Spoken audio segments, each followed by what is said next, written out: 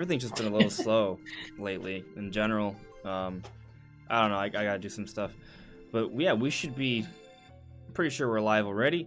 But for those watching, welcome. This is the On Just Restart podcast. We do it every Sunday night at 9 p.m. Eastern. This time I am joined by Shifty. He's back on the show. How you doing, buddy? Doing all right. Good to be here. That's what I meant to say. Good to be here. Indeed it is. And Brandon returns as well. What about Nintendo? Both their channels. Yeah, say hello. What's up? Yeah. But yes, both of their channels are linked in the description below, so make sure to check them out. But for today, or for tonight, I guess it kind of depends on where you're watching this from and when you're watching this, but this time, we're going to be talking about kind of the news that happened throughout the week.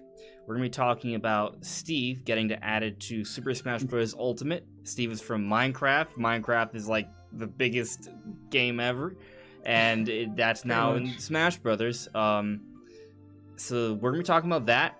We're also going to be talking a little bit about the Crown Tundra DLC that's coming for Pokemon Sword and Shield, and just kind of going into like the future of Pokemon a little bit. And we're also going to be getting into more discussion on Hyrule Warriors Age of Calamity. Shifty actually wanted to come on last week, and he had a lot to say on it, and Brandon and I can always talk Zelda, so we're going to talk a little bit more about that as well today. But before we do that, I'm going to kind of check in with the chat here, just see how you guys are doing. And also, just a couple things. Let me know, guys, how everything is looking and sounding. We're trying slightly different settings now. We're on a lower latency, so we can be more reactive to the chat and such. And when I share things, everyone that's on the podcast can see it quicker. So let me know if everything still looks and sounds good. Yeah, guys, let us know how the normal latency is for most people, like the average latency for the stream. Yeah. I'm curious. Yeah. Also, let us know if you'd rather more quality or lower latency, or what you guys prefer there. Yeah. I personally like lower latency. Some people prefer lower or higher quality. Just let us know what you guys are into. Yeah, I mean, so basically the difference with lower latency, that means I will see you guys, like what I'm saying, you guys will sort of react to it quicker, right? Like, and instead of it being like a 30-second interval between what I'm saying and what you guys hear, it's less time. It's more closer to real time.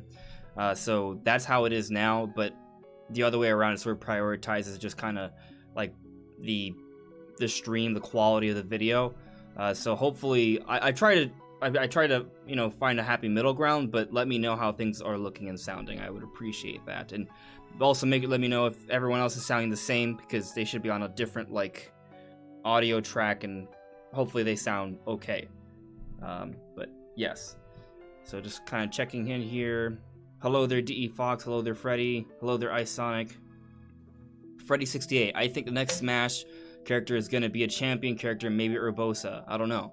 Urbosa would be awesome, but if I had to pick any Zelda character, the one I'm sort of really feeling right now is Impa, but we'll talk about that in a little bit. DE Fox, I'm still holding out for Cinderace, although my friend says Toxtricity is more likely. I don't know. I wouldn't say Toxtricity being more likely is like set in stone. What'd you say, Brandon? I hear both of them come up a lot as options. Yeah. I'm not really big into Pokemon though, so I'm just like, okay, sure.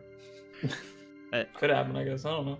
Yeah, I wouldn't put it past Nintendo to suggest another Pokemon character to Sakurai.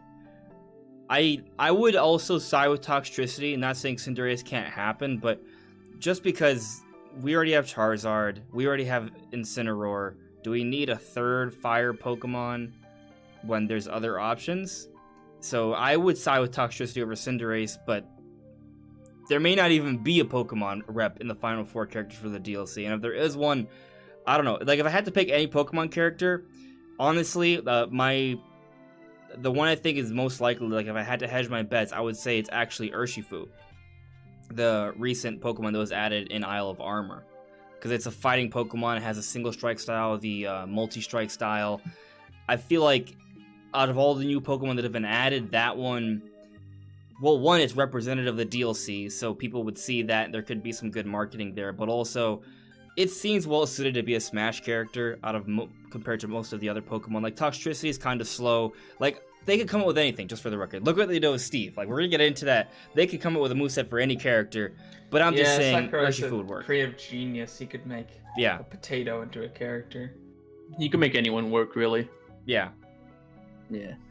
I mean, honestly, just because of that idea that he could make a moveset out of anything, I kind of don't want Urshifu. Not necessarily because I think he'd be bad, but I think in terms of moveset, I like seeing interesting movesets. Like, the more wacky and unlikely it is, the more I think they can do something creative with it. And I feel like Urshifu being a fighting type is just a little too easy. Okay. Right? Okay. Like, I don't know. It's kind of like the opposite perspective, right? Like, because he makes so much sense, he makes less sense. Yeah, because it's like making a unique moveset for him. It's like, because Sakurai even said that, you know, he wants to add characters that bring something in their moveset. So if you have a character that's basically just another fighting Pokemon that doesn't do anything specifically unique, I guess, I'm not sure how he'll look at that, I guess. I mean, maybe he might bring it anyways. I'll say that if it was Urshifu, even though I just kind of don't even feel like it's going to be a Pokemon, but we never really know, right? Right. It does have both the single strike style and the multi-strike style, so if they were to kind of go with Urshifu, I feel like they would do something with that. They would maybe have it shifting to single strike and multi-strike style, and that would represent different things. It would be water type attacks and dark type attacks on top of the fighting attacks. So I feel like there is potential to make it interesting, but I also see your point that it is like a traditional fighting style kind of character, so maybe there'd be more opportunity with trying something else. Like Toxtricity, for example, could be really interesting because its sound is a big part of its moveset, and its electricity and its poison. So there's something there, I think, that would be pretty cool if they were to kind of make that into a character. I think no matter what, if a Pokemon got in, Sakurai would make it feel different, because I don't think he would make a character in the DLC that didn't feel different, because I feel like he's been doing that with every character. Like the closest, the one character that didn't, like, felt the least different would have been Terry.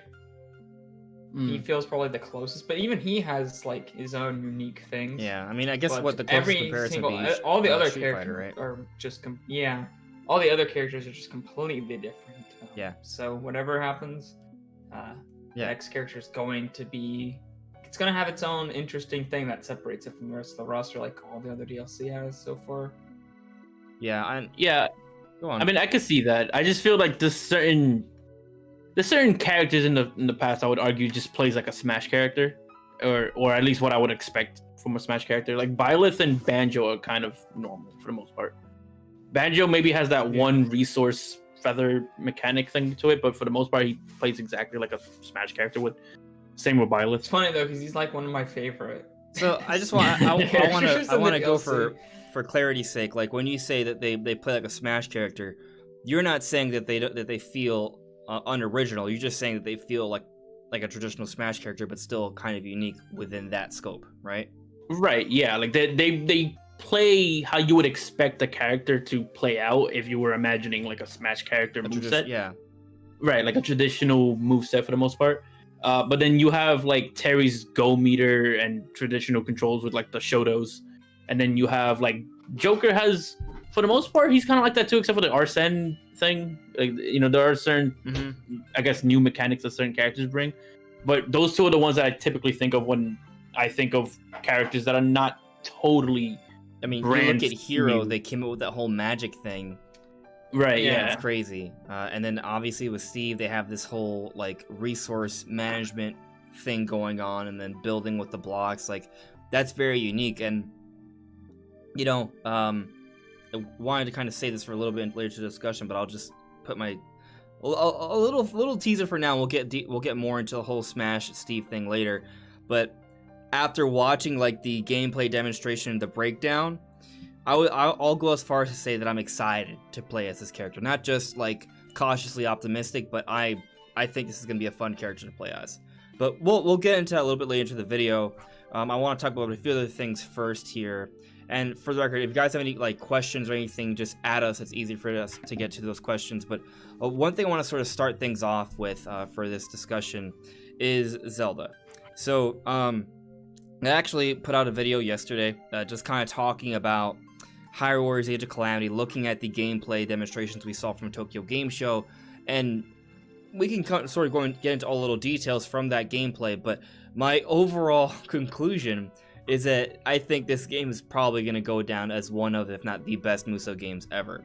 Now, you should definitely take that with an asterisk, because one, it's just my opinion, but two, I haven't played every single Warriors game. So, you know, I can't really speak to that, but just based off what I've heard, what I've seen from Metacritic reviews, and from the few I have played, and for what I'm seeing of this game and the polish and quality that Nintendo seems to be putting into it, along with Koei Tecmo, I feel like this game is going to be really good. But Shifty, I know you didn't get a chance to talk about it, so just kind of your overall thoughts of how the game's looking so far. I'd love to hear it. I mean, I'm totally down for this game. Like, I don't remember being this excited for a Musou game before. Like, maybe the first time Hyrule Warriors, the original, was announced, but even then it was more just confusion than anything else. So this time it's more so like, okay, like I actually like what I see from this. There's a lot of things that clearly had Nintendo influence in terms of how it's being developed. And also just generally seeing the story play out, that is also another big thing that I care about. I guess like my biggest concern is how much of the gameplay are they willing to change? Because I believe that's like the biggest problem that most people have with Musou games, is that after a couple of hours of playing it, you essentially know how every character plays the second you pick them up. Like they're not that deep per character usually. Mm-hmm. Even in Fire Emblem Warriors, many of the character movesets was shared between characters. So you would have like 2 to 3 characters who essentially had the exact same moveset. Sure. That was never really an issue in Hyrule Warriors. They all played unique, which is why I prefer that game. But I'm considering how many characters it looks like we might get in this game. It looks like we might get a smaller amount of characters. I'm hoping that how complex they are, they're willing to go much deeper this time around. Okay.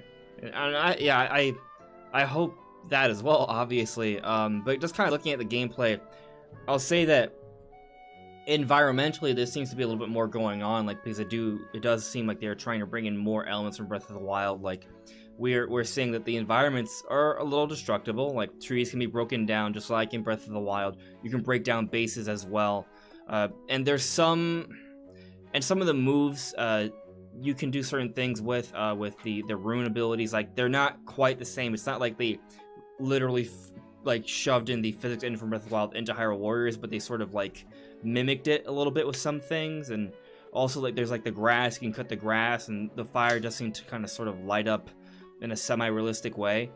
So there are things going on from what I've seen of the gameplay that I would say, you know, it's not just a basic hack and slash, at least when it comes to the environment. Right. And there are certain things that you could do in the original Hyrule Warriors that I guess was trying to replicate a Zelda-like feel. Like, you could cut grass in the first Hyrule Warriors, okay, for instance. Yeah. It doesn't go super deep. You cut it, rupees come out, but there's not really like much of a reason to do it, I guess. It's just kind of like a novelty, if anything. Which I guess technically you can argue that was always the case. Yeah. I mean, it's probably, especially in Breath of the Wild. Yeah, like you don't really need to ever do it, but it's there if you want to do it. It's always appreciated. Right. It's a nice detail to make it feel more like a Zelda game. And you know, they like Z targeting was a thing. I don't believe that was a thing in Musou games at the time. Anyways, maybe they implemented it later. So I'm excited about this game. I know most of the challenge from Warriors games typically come from kind of micromanaging the battlefield.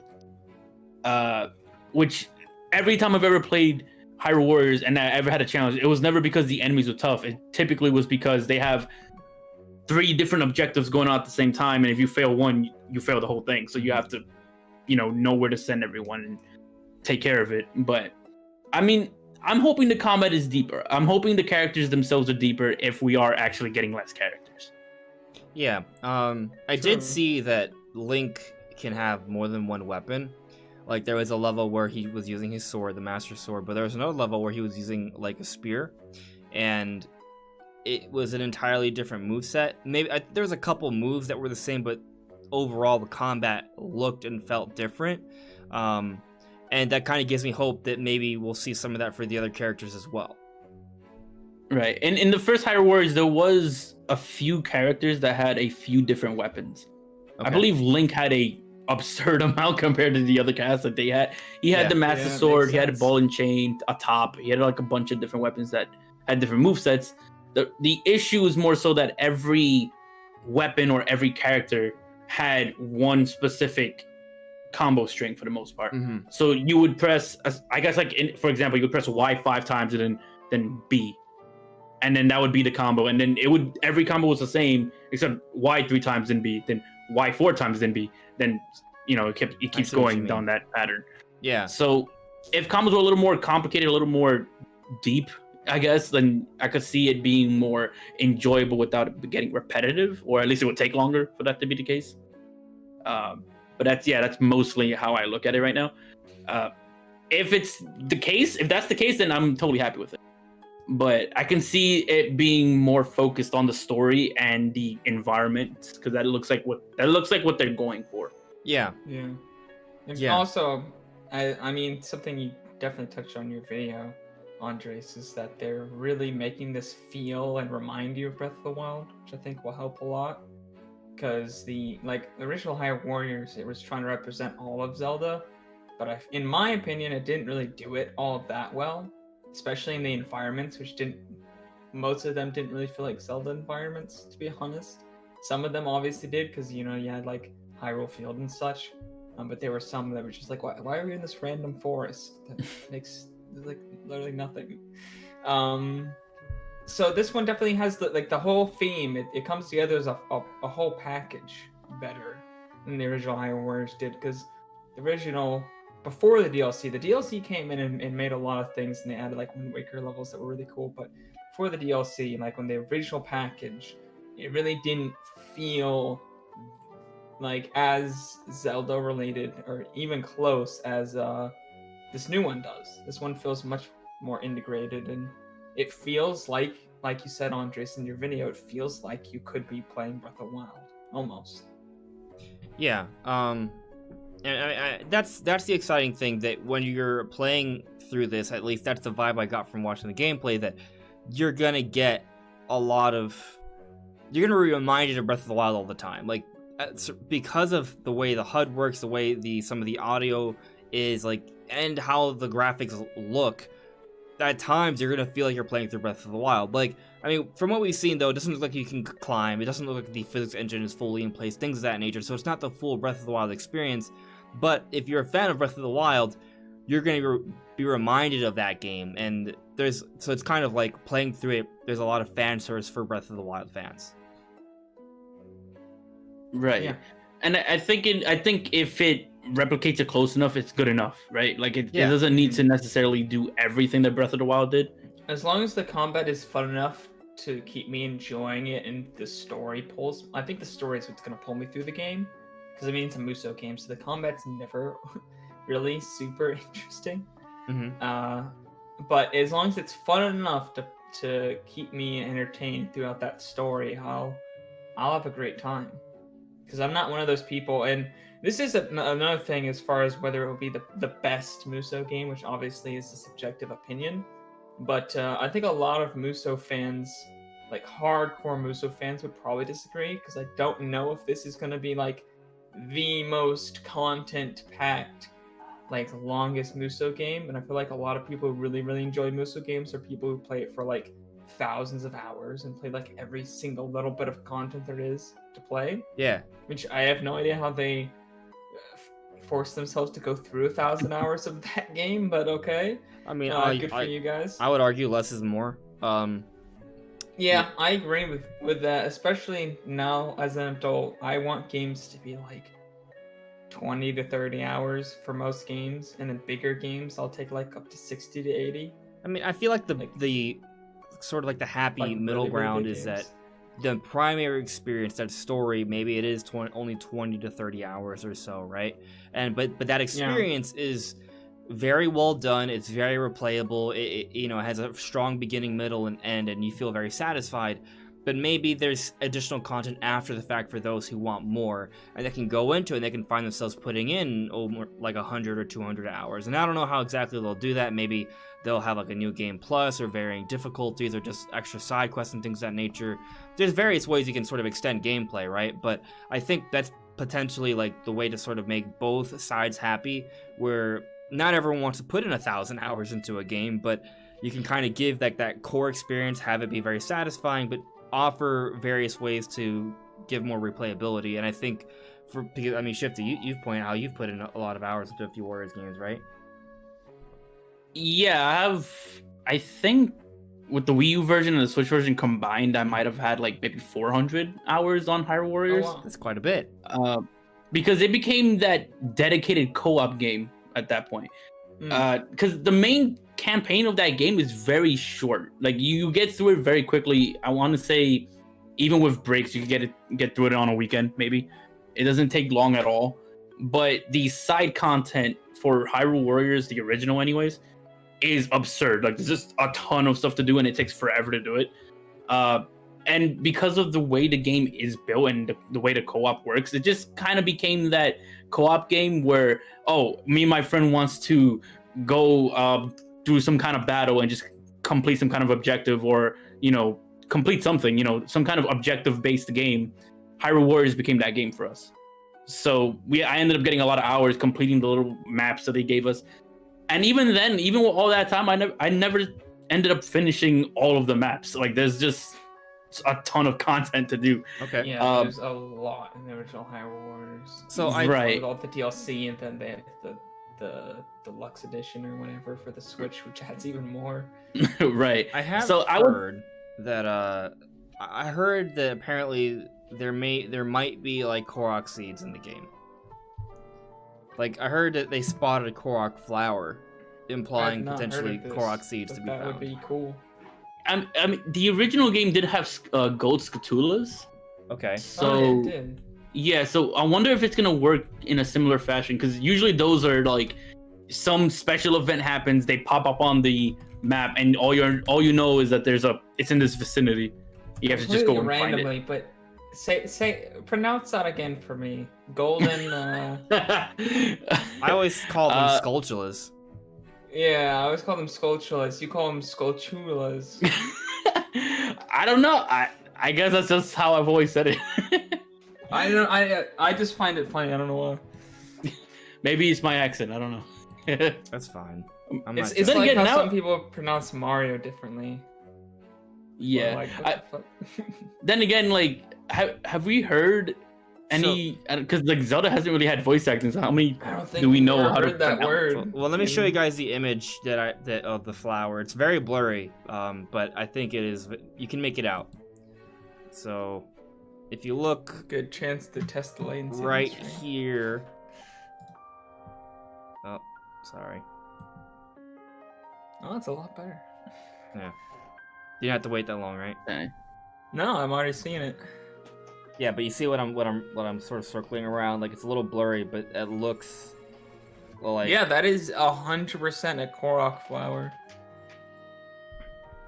So it may be the case that there are these things to sort of just search around levels and find, which adds to the gameplay, right? That's more to do in the different worlds, more reason to revisit the levels and such.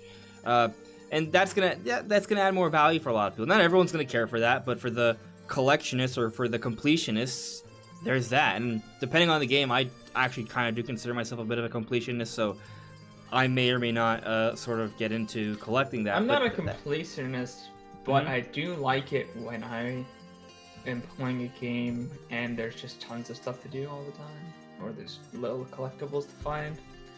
That's more something that does get me through those like single player like action games.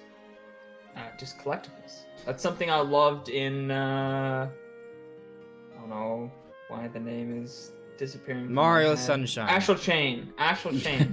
that was an action game that had collectibles in it. I love that. I just love like Uncharted has this little collectibles you can get for like just cause. I love things like that. I don't get every single one of them, but I like having a reason to check the corners of the map and actually explore a little. Yeah. Right. Yeah, for me to be a completionist, I have to just love whatever the gameplay loop is, so I can find myself wanting to play more of the game. For some of them, it's kind of torture. It's like, all right, I'm good. I don't need to 100%. I get it to the point. See, I play a game and I will get everything to the point to where if I'm getting things fast enough that it's keeping me entertained. If it gets to the point where there's so few things left that I'm not actually grabbing things that often, then I'll give up. I'll be like, this isn't fun anymore. I'm not gonna get the last like 4 collectibles just because like it just takes too long to get each one that I'm not having fun. Mm-hmm. I think it depends on the game. Like there are some games where it's just fun to run around. One of the best examples that comes to mind is Breath of the Wild. Like that game is just fun to run around. You can go in there, play for a whole hour, and potentially accomplish really nothing and still have a really good time because it's just fun playing in that game because it's like a playground with everything that you can do and enjoy and see, right? So for games like that, it works. That game, it definitely did work, and it got me. I almost completed. I probably will complete it one day, but I am like 3 or 4 shrines from having all of them. I'm not gonna get all the Korok seeds. Sorry, it's not gonna happen. But all the shrines, I'm very, very close. Someday you'll get it. Maybe when Breath of the Wild 2 comes definitely out. Within 10. I think I'm within 5. It took me so long to get all the shrines. Like I desperately, there was one shrine I was missing for. I spent like 20 hours looking for one shrine. Maybe I don't know if it was 20. Maybe it was definitely a really long time. It was multiple play sessions, and it was one of those things where like it was something that was overlooked. It was spoiler. It was inside Hyrule Castle, and that's why I didn't find it. It was like dead smack in the middle of everything. Insane as it was, I want like Breath of the Wild is one of those games that I love this so much that I 100%ed it. But despite spending all that time getting 900 Korok seeds and getting all the monster medals and doing all that, I still walked away from that game wanting to play it more, despite all of that. and I think that's just really rare. Where usually if I 100% a game, I'm just like done, never touching this game ever again. Yeah, but that's not what I felt. That's what I do when I finish the story. I'm like, okay, on to the next one. Never touching this game again. It just made me want to play more Breath of the Wild, which is weird because 900 Korok seeds is ridiculous. But I just go back to that game every once in a while, especially if I'm like, oh yeah, Switch has VR, Zelda has VR. I want to play that. But I think if anything, Age of Calamity's gameplay, or not gameplay, I mean its length is going to be completely dedicated on the side content. Like I don't think the main campaign is going to be that long. I'd be surprised if it hits 20 hours, if I'm going to be honest. But even if that's the case, I fully expect, because this is a Musou game, the side content to be the bulk of where the gameplay time will be. Because even Fire Emblem Warriors had like side content that took longer than the main campaign did. And I'm sure that's the case in other Musou games as well. Probably. So I would say you're probably going to find maybe a 12 to 15 hour story with some kind of side content that we don't even know what it is yet. Yeah. But there'll be some kind of side content that'll just last a ridiculous amount of hours. Yeah. Yeah, I'll I probably can see that. end up playing the main campaign and then dabbling into the other side content, but not actually like really getting into it. So, but as long as the main campaign's like a good time, I'll be happy. Yeah, no, I think it's the main campaign thing is gonna be really strong because from the gameplay we've seen, it looks like there's gonna be a lot of like cutscenes like intermingled within the gameplay, and you're gonna see like a progression of what's going on in the world, and that's gonna be compelling all on its own. But of course, if you're a Breath of the Wild fan, there's all that extra goodness in there. One thing I want to sort of ask you guys before I check in with the chat, and then we move on. Shifty, you were talking about how you had a lot of fun with co-op in Hyrule Warriors, right? The first one. Right. So don't think we've heard anything about co-op in Age of Calamity yet. Do you think that's going to be in there, or did I just miss it and it's already been confirmed to be in there? I think it might have been. I could be wrong, but I feel like I've seen some kind of multiplayer mentioned. I haven't seen any gameplay of it, but I would be surprised if it didn't offer that as an option.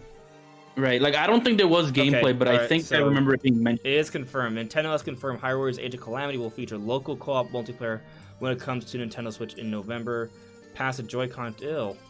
I hate that.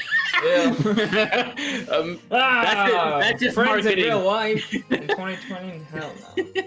I hope I'm not gonna be using I ain't passing no Joy-Con in a pandemic. Ain't gonna happen. Don't touch me. Stay away. It would be nice if the game had online multiplayer, but I guess not. It has not been. No, this is a Nintendo game. Why would it? I mean, 3D World did it. I was being optimistic. Oh, that's right. 3D World did do that. That was surprising as well. Yeah. So it will have some sort of split-screen co-op, so that's good. Okay. All right. Well, it has that. So cool. Good. I'm glad. I mean, I'm set to go. I'm set to go to play the whole game co-op. Cool. No mention of online though, so that is a little disappointing, but it's also not surprising. I'm all alone. Play with 2 Joy-Cons. Just yeah. So let me check in with the chat here. Definitely got another player here. So I got got Sakurai when he plays Smash. Yeah. I got a super chat from Taker610. Thank you very much. Taker asks, will we get a Great Plateau Temple of Time level? I'm gonna say absolutely. Like I have a hard time believing there won't be that. One, we never got the confirmation of that other character. I thought they told us we were gonna get a confirmation of another character on the same weekend. That never happened, did it? Yeah, they did say that. I don't know if it was some sort of error in translation or something. Yeah, I'm not sure what happened there. But the theory is that it's gonna be King Rome, and the king, spoiler alert, is in the Great Plateau. He's a ghost.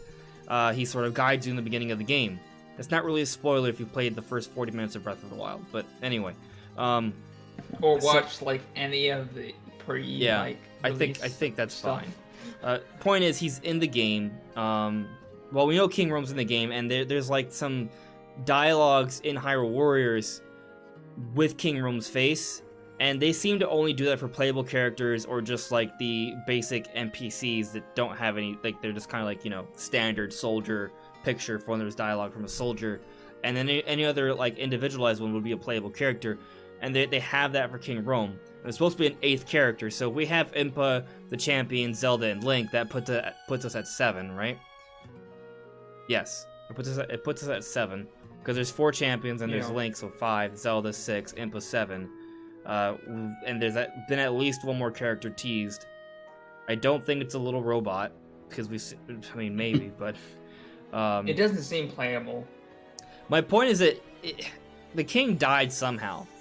He probably died in battle, or was just brutally murdered, but he's in the Great Plateau. I guess we'll find out. Yeah, we'll find out, but I do think there's going to be some sort of level in the Great Plateau, because there's ruins there, there's a story to be told there. I think so that they're going to have a level there. What'd you say, Brandon? I said I'd be completely surprised if they did not let you play as King Rome. I would not be surprised at all if that was the final level, or just, one of the final levels where you're playing as him on the Great Plateau defending Link.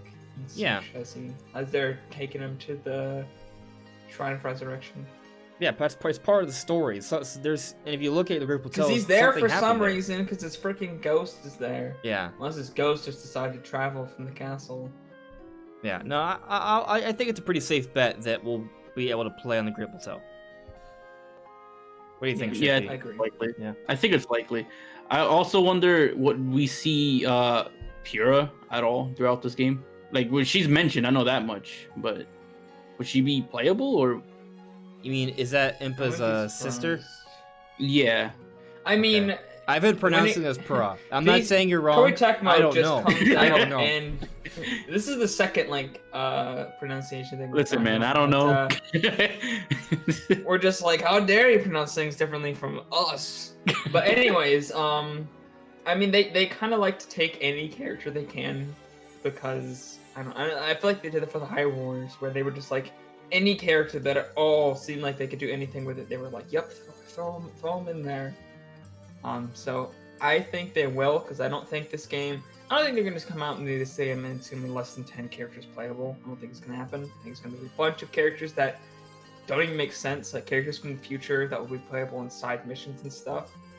Maybe not for the main story, but for like extra content, there's gonna be a ton of characters, I think, and they'll just be like random characters that they're just like, okay, this person has some significance at all, because there's not really that many characters in Breath of the Wild. I want to see Hetsu. I have a feeling there's gonna be a lot of Hetsu would be sick. I feel like this isn't gonna be like a low content game. I feel like there's gonna be a bunch of extra content, like there always is, and they're gonna pull a bunch of random characters. And so, yeah, I think they have a good chance. Yeah. So I want to continue with the chat here and then move on, because we are trying to maintain a slightly better schedule now. But Saturn Tubes said this in the chat. It's all about progression. If the gameplay ever feels like a chore, i.e. you get annoyed by combat when you just want to progress, it is too long. I think that's a pretty good point. There should be a flow to it, the way the game is paced. That's really different important for everybody. That's the tricky part. That is challenging. I mean, you can't appeal to everyone perfectly, but I think there is like a sweet spot where most people will be satisfied with that balance. Yeah. So hopefully they strike that. From the gameplay, it looks pretty solid, because you're kind of like constantly moving, and there's like different cuts of things going on with the story and things happening. Now, that's just from what they showed. I don't know how long they could go on doing that, but it seemed to be pretty balanced from what we've seen so far, so I'm pretty optimistic about this. D Fox added me. Nintendo's been giving us game news every week. If that trend continues, I wonder what news we'll get this week. It has been pretty much, like, the most we have to wait is like 9 days before we get some sort of pretty decent Nintendo announcement. Eventually, though, that's gonna end, and I feel like we're getting very close to that What else is there? Yeah, like, what else is there? We've been talking about, like, Smash announcements. We've been talking about Mario and the 35th anniversary announcements. Well, that's over. You know, they did both the Pokemon and Smash in the same week. Yeah, we've gotten Pokemon, we've gotten Smash, we've gotten Hyrule Warriors, we've gotten, our games for this year, we've gotten some games for next year. What? I mean, there's probably other stuff that they have to show that we haven't seen, but I feel like we're very close to the point where they're just gonna stop giving us content every week. So guys, if you're out there like expecting content every week throughout the entire month of October, I doubt it. It might happen. Could happen. But I would say keep your hopes lower, your expectations lower. Don't be like, yeah, Nintendo's just going to keep on giving us news every week, because eventually that has to stop. Keep that in mind. Eventually that has to stop. Like, they're not just going to keep doing that forever now. I mean, we kind of have news for a while already, if you count game releases, because when game releases come out, there's going to be reviews and previews and information coming out about those games as well, to learn more about them. So for example, Steve comes out for Smash Brothers October 13th, if I remember correctly. That's what, like next week, kinda? Almost? Yeah, it's next week. It's 9 days from now. All right? There you go. So it's 9 days from now, and then I want to say that the Pokemon DLC comes out October 22nd, which is like 9 days after. Right. So it comes out in October. Yeah, both those are in October, and guess what happens a week after the release of the Pokemon DLC? Pikmin 3 Deluxe comes out, and at some point this month they're probably just going to give us another update on that. It might just be another overview trailer. Maybe not anything major. We got the physical release for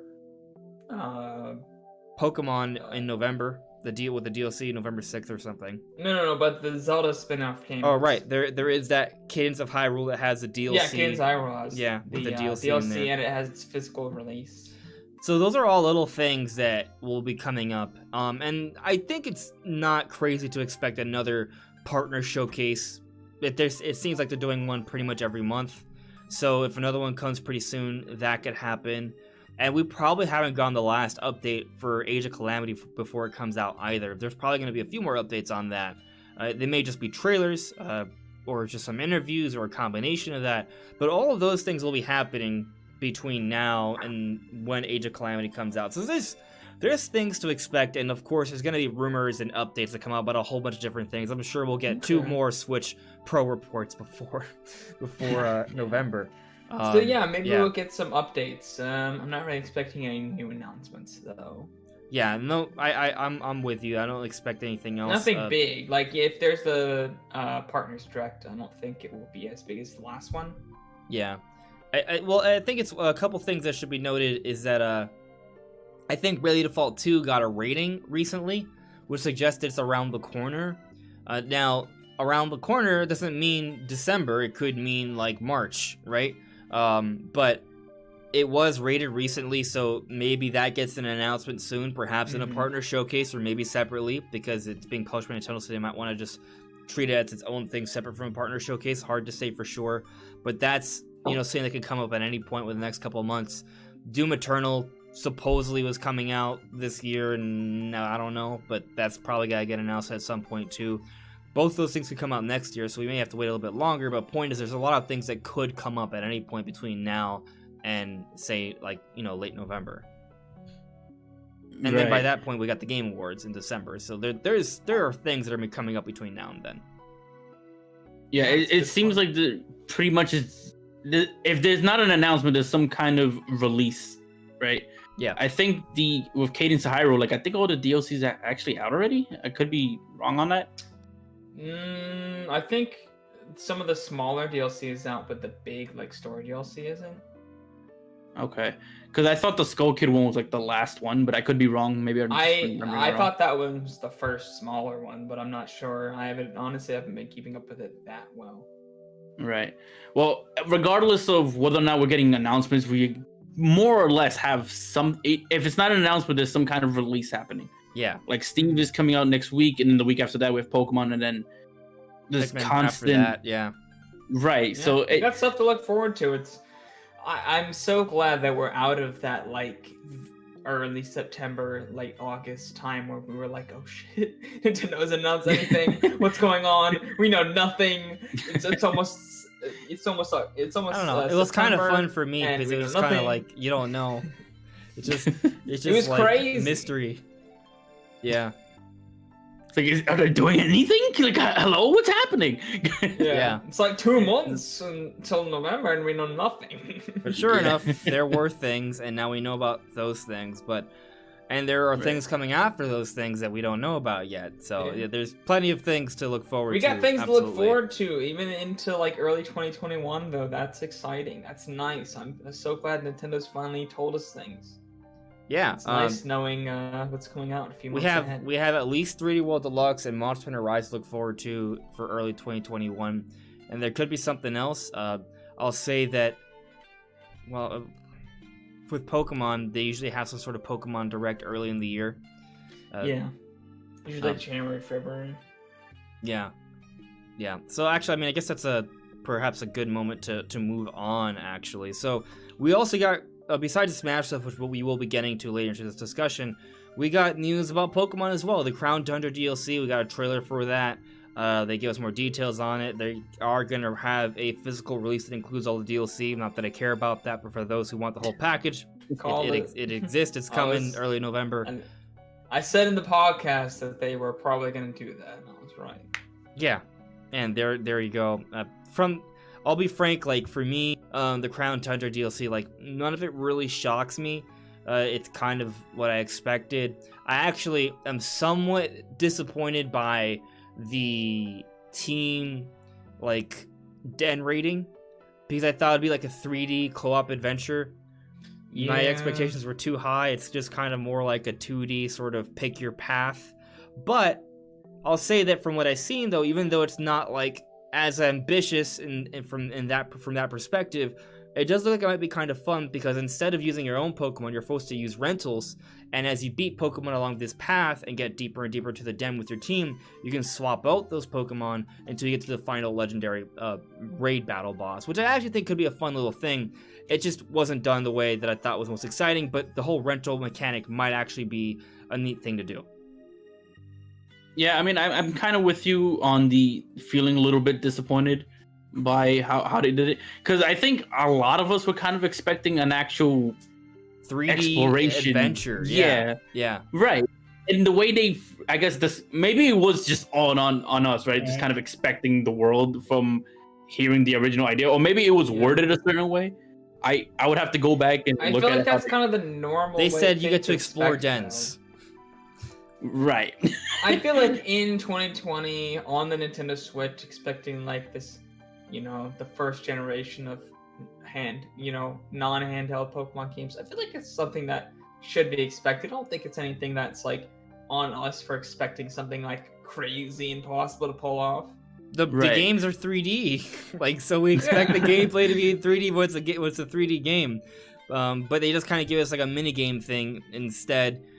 Either way, though, I think it's gonna be fun. I feel like they should have come out of the expected. gate and been like, should have, especially when people were coming out with all these like theories of it being really in depth.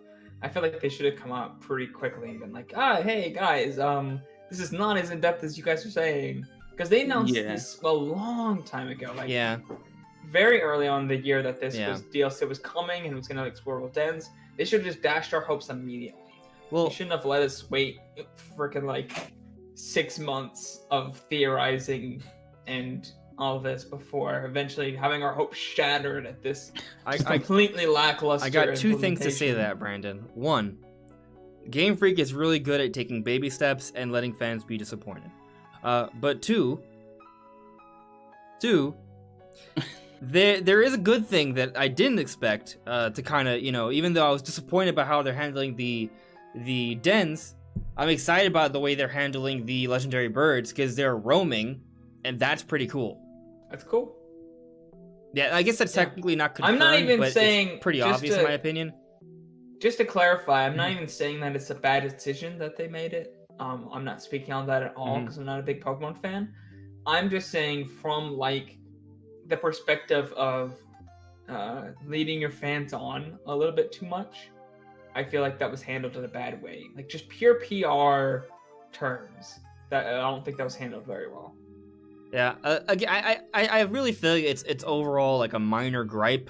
It was, maybe it's not that minor because it was probably the thing I was most excited about for the Crown Tundra, like doing like like a 3D co-op adventure sort of thing. But either way, like the whole rental mechanic, I think it's not what we expected. It's, I guess, lesser in scope, but it still looks like something that might be fun. So I'm disappointed, but I'm not like really disappointed, if that makes sense. Like I also brought up earlier, there's footage showing as you're moving in gameplay an Articuno flying through. It's not just like a cutscene. So that strongly suggests that there are going to be roaming legendaries, and that's a cool thing. Like we've had roaming legendaries before in Pokemon games, but that was back in 2D, and you would just kind of run through grass, and then it would pop up randomly. Now you see it flying in the environment, and you can chase it. That's a cool thing. It's cool. Yeah. So I'm excited it's like about legendary that. monsters in single play. I think that's probably the one thing that I'm most interested in, seeing the Pokemon, seeing like a natural progression in terms of the roaming Pokemon like archetype. Yeah. And I really like it. I just feel like I wish there was more. I don't know. I feel like this DLC feels at best serviceable for me. Where I think it'll be fun. I don't think it's gonna blow my mind in any way, but I think out of everything they showed, I like the roaming legendaries the most, because it feels closer to what I'm kind of expecting from them in terms of using the 3D movement, using the new, almost like the new technology that they have now on the Switch, that they can kind of do that now. Maybe that was what they're going for, because I mean we've been talking for a while about wanting Pokemon Company to like let Game Freak take their time on the next generation. So maybe this wasn't meant to be like the big, blow your mind next step for Pokemon. I honestly don't think it was. Third versions or DLC are never meant to be that. I feel like especially with like Ultra Sun and Ultra Moon, this is probably a lot better than that. So at the very least, I bought this. I did not buy Ultra Trash. So there you go. There you go. Forgive me for those who like Ultra Sun and Moon. I just felt like I didn't need to buy that one when it was just a year removed from Ultra Sun. From what I heard, and again, guys, I'm just trying to have something to say, because I really don't know much about Pokemon, but Ultra Sun and Moon general reception from what I heard, not good. Like it broke the story and actually made it worse.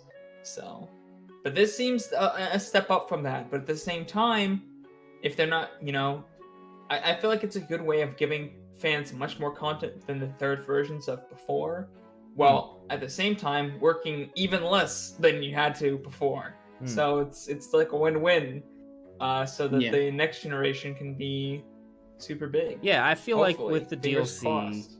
right? With this DLC, it takes less resources. So even if they still want to have some sort of annual release, and this DLC sort of takes does that for this year, that's less resources in a full-on game. So that gives them more time and resources to focus on the next game. So even though they may still maintain the annual release, using DLC will hopefully improve what they can do with the upcoming games, and that may, to some degree, kind of lessen the disappointment from fans when they see the next game that comes. The next game that comes is going to be part of this generation, so I don't expect the next real big jump to come until, I would say, 2022. But the point is that I do think that they are making steps in the right direction. And looking at Isle of Armor and for what we've seen so far of Crown Tundra, we see that they are furthering in the idea of the wild area, and they're improving upon that. So I hope that that's where they're going with the series moving forward. And I feel like it is, because if you look at the different Pokemon games, you can sort of see where they're going. For example, looking at Pokemon Let's Go, even though that in some ways is almost like a step back, there were ideas they tried there that were used in Sword and Shield, like roaming Pokemon. They had not done that before, and now it's a series staple. It's something that we expect for every game now. So there are things like that we can sort of gauge from the DLC, I think, and given that they are entirely wild area, I think that's suggestive that the next primary Pokemon game is going to be all wild area. Now, I don't know if that's going to be the game that comes out for 2021, because that might be a remake, and if it's a remake, that would require changing around the entire game to perhaps fit that. But at least for the next generation, which would come 2022 probably, that's going to be all wild area in my opinion. I definitely do think it is a step in the right direction. If anything, instead of having the whole third version, the DLC is much better in every way as far as I look at it. I just think the content itself it's not bad. It's just serviceable. Like, I think it's about what I expected. Right? It's not blowing my mind or anything like that. And in the same sense, if it actually is providing them, I guess, extra time, extra resources to really work on the next game more so than they typically would be able to, that's another reason to be okay with it, the way I look at it. Whether that's going to be the case, we kind of have to wait and see until the next game and really see the game for ourselves and see if it looks like that's what's been going on. But if it looks like it's more or less the same between games, then it doesn't really look like that'd be the case. It's kind of, I don't know. I feel like it's hard to really comment on this because it's something that we have to look out like 2 years from now. It's hard to gauge, right? Because the thing is, like, you can't even judge the next game necessarily because they may take more time than that because they have multiple development teams working on multiple projects, right? The next game might be Let's Go Johto, which is using an entirely different gameplay style, probably, right? So, yeah, I understand what you're saying. It's hard to say for sure what the DLC will mean in terms of resource management for Game Freak. I feel like it can't be a bad thing. Like, there's no way it's a bad thing. But in terms of how much of a good thing it is, that's something we'll have to wait and see. Right. I just have a hard time seeing it being negative for the company. Like, I'm sure they're making money off of it. I'm sure it takes less people to make it, considering that you don't really have to like print cartridges or put out anything necessarily. I guess technically the complete edition is that, but I don't feel like it would be any different from I guess making the cartridge of the original game at that point. I don't know. It doesn't seem like it would be that much different or harder, if anything, doing the DLC. I see it only as a positive in that specific sense. Mm-hmm. And in terms of keeping up with the games and playing the games themselves, as someone who's just a consumer, first and foremost, I prefer it this way because I think it's just a lot easier. You don't have two copies of the same game essentially in the term of like Ultra Sun and Moon. Yeah, For most of the game, it was basically the same game. Yeah, I feel like the DLC is pro-consumer actually. Yeah. Yeah, like it's better. Yeah. But let me ask you guys a question. So I assume the next generation won't come out until 2022. Why? Because every 3 years there's another generation. It's pretty consistent. So that's just what I expect, and I feel like I'm probably right. And I don't think you guys are going to disagree with me because that's just the way it's been for years. But there's also pretty much always an annual release for Pokemon, and given that we're having DLC this year, there pretty much has to be some sort of Pokemon release next year. And it's also the 25th anniversary for Pokemon next year. Of all the anniversaries to celebrate, that is the one, and Pokemon celebrates their anniversaries like every year. So they're gonna do something special next year, I think. At least have some sort of game release. And I'm not talking about like a spin-off, I'm talking about like a mainline Pokemon game. What do you guys think that is? What did they do for the 20th? Well, good question. I feel like you gotta, I gotta have context for what they did in the past and what they can do in the future. So in 2015, I think they did nothing. I think 2015 was a bad time though, bad year for Nintendo. I think Omega Ruby Alpha Sapphire came out 2014, and then X and Y came out 2016. Yeah, I don't that was one of the last years happened they in skipped. 2015. Nothing really. No, X and Y was big 2013. What am I talking Nintendo, about? like, Sun period. and... No. What am I saying? So I said X and Y comes out 2013. Not 2016. 2016 is Sun and Moon. Yeah. Yeah. So they did skip. I guess I could just Google what they did for 20th anniversary. Let's see what comes up. What if they just skipped it? That'd be hilarious if the 25th anniversary they just skipped that year. It wasn't like a game. Nobody cares. Well, obviously they have Pokemon Snap coming out next year, if not this year. And they still have that MOBA thing coming out eventually. Yeah, they still got that. Yeah. They gotta talk a lot about that because I doubt it's gonna be as small as what they've shown so far. Some people are like, actually, oh you know God, what? I'm sorry. No, I was believe that mistaken. for a second. Because I got confused. Like, so 2016 they celebrated the 20th anniversary for Pokemon. So throughout that year, there was. I mean, that makes sense. Yeah. If next year is the 25th. Yeah. See, apparently, I just did not catch that at all. Yeah. That you went 5 years from this year. Yeah, that was a brain fart on my part. So yes, they did have a game release that year. It was Sun and Moon, generation. Right? Sun and Moon, yes. Okay, then yeah. I guess their way of celebrating was all the Kanto Alolan forms they had, because they just kind of pandered a lot to first generation in that game. Yeah, they didn't really do anything other than that. Doesn't feel like they celebrate. I mean, obviously Sun and Moon didn't come out that year because of the anniversary. It just happened to come out that year. Yeah, the timing wise. But I mean, and they had a lot of merchandising and advertisements and other things that came out as for the celebrations. But there was also going off of game. that, I imagine that maybe they'll do some tie-ins in like the Johto remake or whatever, but I don't think they're really gonna focus on it in the mainline games. I don't know. I mean, technically, you could say that the new Pokemon Snap is kind of a cool like 25th anniversary game. Yeah. Not because it came out obviously 25 years ago, but just because it's kind of a celebration of the series in general. Yeah. Yeah, I mean, I think that I would think that's enough, and it's especially better than Pokemon Unite by comparison. Yeah, that's a good point. Let's not talk about that. You can talk about it if you want to. I'm just saying, like, if you had to pick an anniversary game. I'm gonna be right back. That's why you're talking about Pokemon. Oh, okay. Just keep talking. I'll be right back. But I mean, I would rather have Pokemon Snap than Pokemon Unite if we were going to have a anniversary title. But yeah, most likely maybe Pokemon Snap will come out.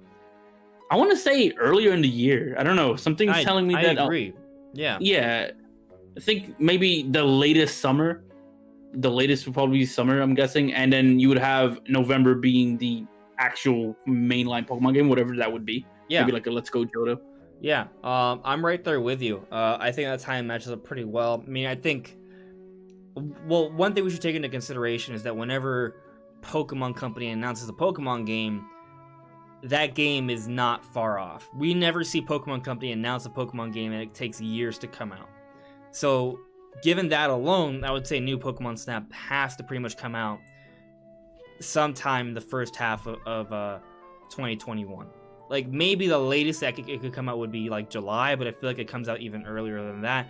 It wouldn't shock me if we get an announcement for this January. Now, I'm not saying that's when it's going to happen. I'm just saying that like that's within the realm of possibility. You know what I mean?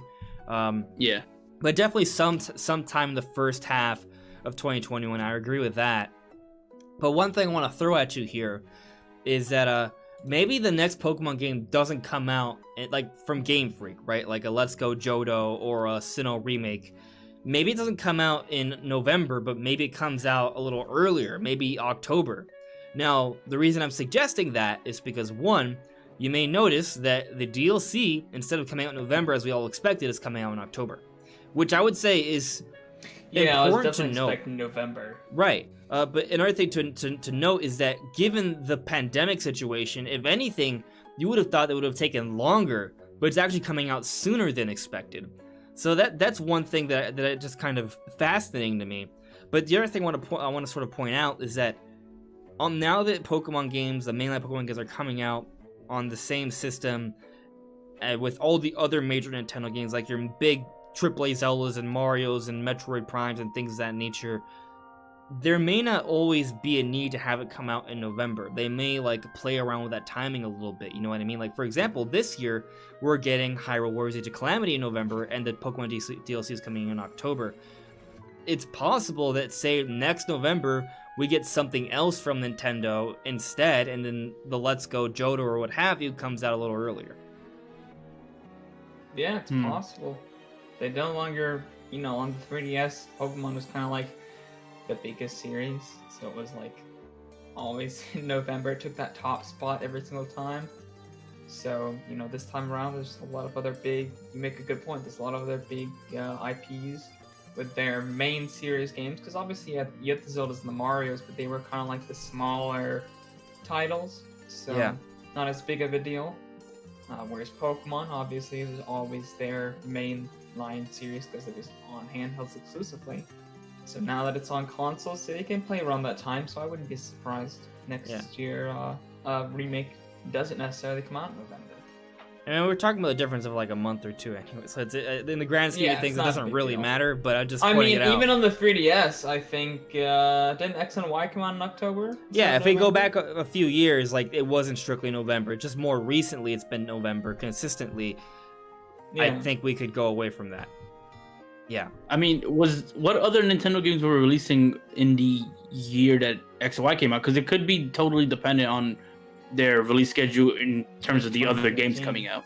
That was like right when the Wii U was first coming out, so they didn't really know if it was gonna take off completely or not. So maybe after the Wii U just like completely, they're like, yeah, we know this isn't gonna do anything. That's when they were like, Pokemon, save the holidays for us, please. Yeah.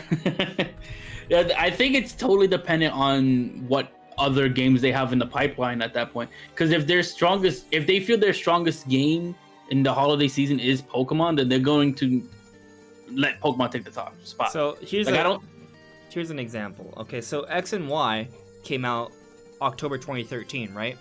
You want to know what came out November 2013? A Link Between Worlds. You see my point, right? That was a good year. So this year, in November, we're getting Hyrule Warriors Age of Calamity, and in October, we're getting the Pokemon DLC. You see the parallels here? So it's conceivable. Zelda is the one thing that will top Pokemon, is what I'm saying here. Yeah. But then also on the Wii U, they had a 3D World that came out also in November. So that was a big I remember that. That month. was a really, really good month. Yeah, if you had both systems, you had a lot of games to play. Yeah. I remember that month. I had both systems, and I was like, yes. Or did I? I don't remember. I think I had it actually in 2014. But yeah, I was too close to that. I could totally understand them putting it in October then, considering you have like 2 games that are considered big franchises releasing within the same time span. Like, I could see why they would do that in that particular sense. So, yeah, they're definitely gonna play around with the timing, but I think it mostly depends on what else they have going on. Right. Right. Like, let's say Breath of the Wild 2 comes out earlier in 2021 as opposed to later. If Breath of the Wild 2 is not going to be coming out in the holidays, then they're going to want to position something else for the big holiday release. Pokemon would be a really strong candidate for that. Unless Metroid Prime 4 is ready. But I think Metroid Prime 4 is probably a little bit further down the road. But, you know, I'm just saying. That, and does Nintendo consider that to be worth pushing Pokemon to a different time slot? Like, I'm not entirely sure. Right. Well, I'll say that Metroid Prime 4, I think Nintendo plans on that game being a big seller. But even if the game hits 10 million, which would be historic for Metroid, and I do think that's possible, I do think Metroid Prime 4 will be the best-selling Metroid ever, and it will propel the franchise to greater heights. Almost assuredly. It's still not going to outsell Pokemon. Like, that's just not going to happen. I mean, not even Zelda or Mario. Well, yeah, not even Zelda and Mario can, like, they compete with Pokemon, but Pokemon still sells more than those franchises. But they're comparable. Like, they're kind of like in the same tier, you know, in terms of sales. Even though Pokemon's higher. Pokemon's some of the best out there. So. Yeah. If anything, you know, maybe like a Mario Odyssey 2 would be something they could replace. If it's not Zelda, like that would be kind of like the kind of game that they might move around the Pokemon release for. Mm-hmm. But even then, they're comfortable putting Mario in October, so... That's true. Yeah. It's kind of like both October and November can house 2 major Nintendo games, and they're fine with that. And we've also seen them do November, December, like with Pokemon Let's Go Pikachu and Eevee and Smash at this Ultimate. point, I think it's just too far away to really see anything concrete on it. Yeah. But we'll you know, we're a year away, so we'll see what happens a year from now. But you know, I just want to get one more thought out from you guys in regards to like the future of Pokemon. Do you guys think, like, I feel like we brought Let's Go Johto more, so that may be what you guys were thinking. But do you guys think we're gonna get a Sinnoh remake next year, a Let's Go Johto next year, a sequel to Sword and Shield next year? What kind of game do you think we'll get from Pokemon next year? I actually think just because people have been asking for it over and over and over and over and over and over and over and over again that we are gonna get a Sinnoh remake. Because I feel like there's no way Pokemon Company doesn't know that that's what people want. Because people have been asking over and over again. Like, even I know, as somebody who's not a Pokemon fan, I know that's what they want. I know they want Sinnoh remakes. I know that's like the general consensus among the Pokemon fan base. So, if I assume Pokemon Company knows that as well, and that's what they're gonna do. I don't know, because So here's the thing. In Sword and Shield, including the DLC, there are a few different starters from generations that haven't shown up. That includes the Generation 4 starters. But you want to know what that also includes? The Generation 2 starters. So, like, I feel like it could go either way, really. So you're saying it's like a 50-50 shot here. Yeah, I honestly am not sure which one will happen. And I don't think Pokemon Company's done with the Let's Go series either. So it's kind of challenging. Now, I just feel like you should remake a game you've never remade before. Here's the other element to throw in here, though. Because Game Freak is now moving forward with the wild area concept, and that's going to become more of a... It seems like it's become more of like the primary thing they do with their games. If they remake a Pokemon game and it doesn't have wild area in there, there's going to be kind of an issue from the fan base, but at the same time, like, I feel like they're pretty comfortable with stepping backwards in remakes. Yes and no. Are in their main series. It kind of depends. If it's Let's Go, I feel like, oh yeah, this is what we do with Let's Go. It's more of the traditional gameplay style. But if they were to do like a remake using like Sword and Shield graphics, and they wouldn't have wild area aspects to it, there would be a little bit of issue there. You understand what I'm getting at? Like, if they had to make a decision in Yeah. terms of which one was easier to accomplish while we wait for the next generation, I feel like Let's Go Johto wouldn't require as many resources, wouldn't require as many changes, and they could still put up the game. It'll still sell 10 plus million, and then Generation 9 comes out, and that's where it's like fully wild area. Yeah, I mean, I could see that if you look at it from like a business sense. Yeah, I could see it being just a lot easier to develop a Let's Go Johto, because remaking Sinnoh, to an extent, that requires a lot more work, because you already have a lot of the Pokemon models for Johto Pokemon. You already have a lot of the tech done from Let's Go Eevee and Pikachu, so it doesn't really require. I mean, it will be a good amount of work, but it doesn't require anywhere near the amount of work that it would require for Sinnoh to look like Sword and Shield at that point, or even redo certain areas to almost be like pseudo wild areas, even. Yeah. Depending on how they want to go about it, if they want to keep it traditional or not. But Yeah, they could just go the traditional route though. Like, there's no guarantee that remake Sinnoh means that they have to have wild area. Yeah. Ideally, and this is just me being full fanboy, but I feel like if they were to remake Sinnoh, given what they've already done with the mainline games, it would make sense to incorporate wild areas. Now, you wouldn't be able to make the whole game wild area, but maybe you take certain parts of it and you make those like wild area sections. You know, like, for example, like the mountain area. Wild area if they want, but they're not going to. I mean, I guess like any open massive area that's in any kind of Pokemon game, you could kind of just like turn it into a wild area. But just to be straight, I don't remember much of Sinnoh, so I don't really remember if there were any areas like that fits that kind of description. From what I remember, I don't think so, but I've only watched. There were some like one time, snowy areas by the mountain. Yeah, there were. That I They were could see mostly them focused on like the thick, like you move slower in those areas, which maybe they could remove that, I guess. doing. Yeah, I wouldn't want to move slow, but I mean, I'll be happy either way. I'm just simply saying, I think from a resource management standpoint, from a development cost standpoint, Let's Go Johto would be easier. But Yeah, on the I'm flip not side, saying you're though, wrong, so- Sinnoh might have a better return because it might sell better. Because, as you said, Brandon, that's been demanded for years. And Yeah, especially if That's they my were only to... thing is that Sinnoh's been demanded a lot, and maybe they want to make it before they go full on next gen all the way wild area, like the true. Because in the first game they put out on the system, I mean, you've said this a lot, and it's so true. The first game they put on a system is usually not using their full potential. Yeah. So maybe they want to use that now. They want to put out the Sinnoh remake now, so that that second game that uses the full potential of the Switch isn't out yet. So people's expectations are lower. I don't know. That's also another angle that maybe you could consider there.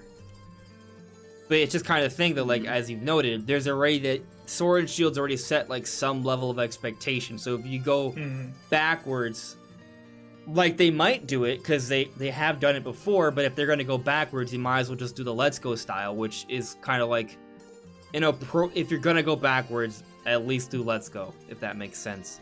So maybe they will do that. Yeah. Maybe they'll do Johto and then the third gen and fourth gen.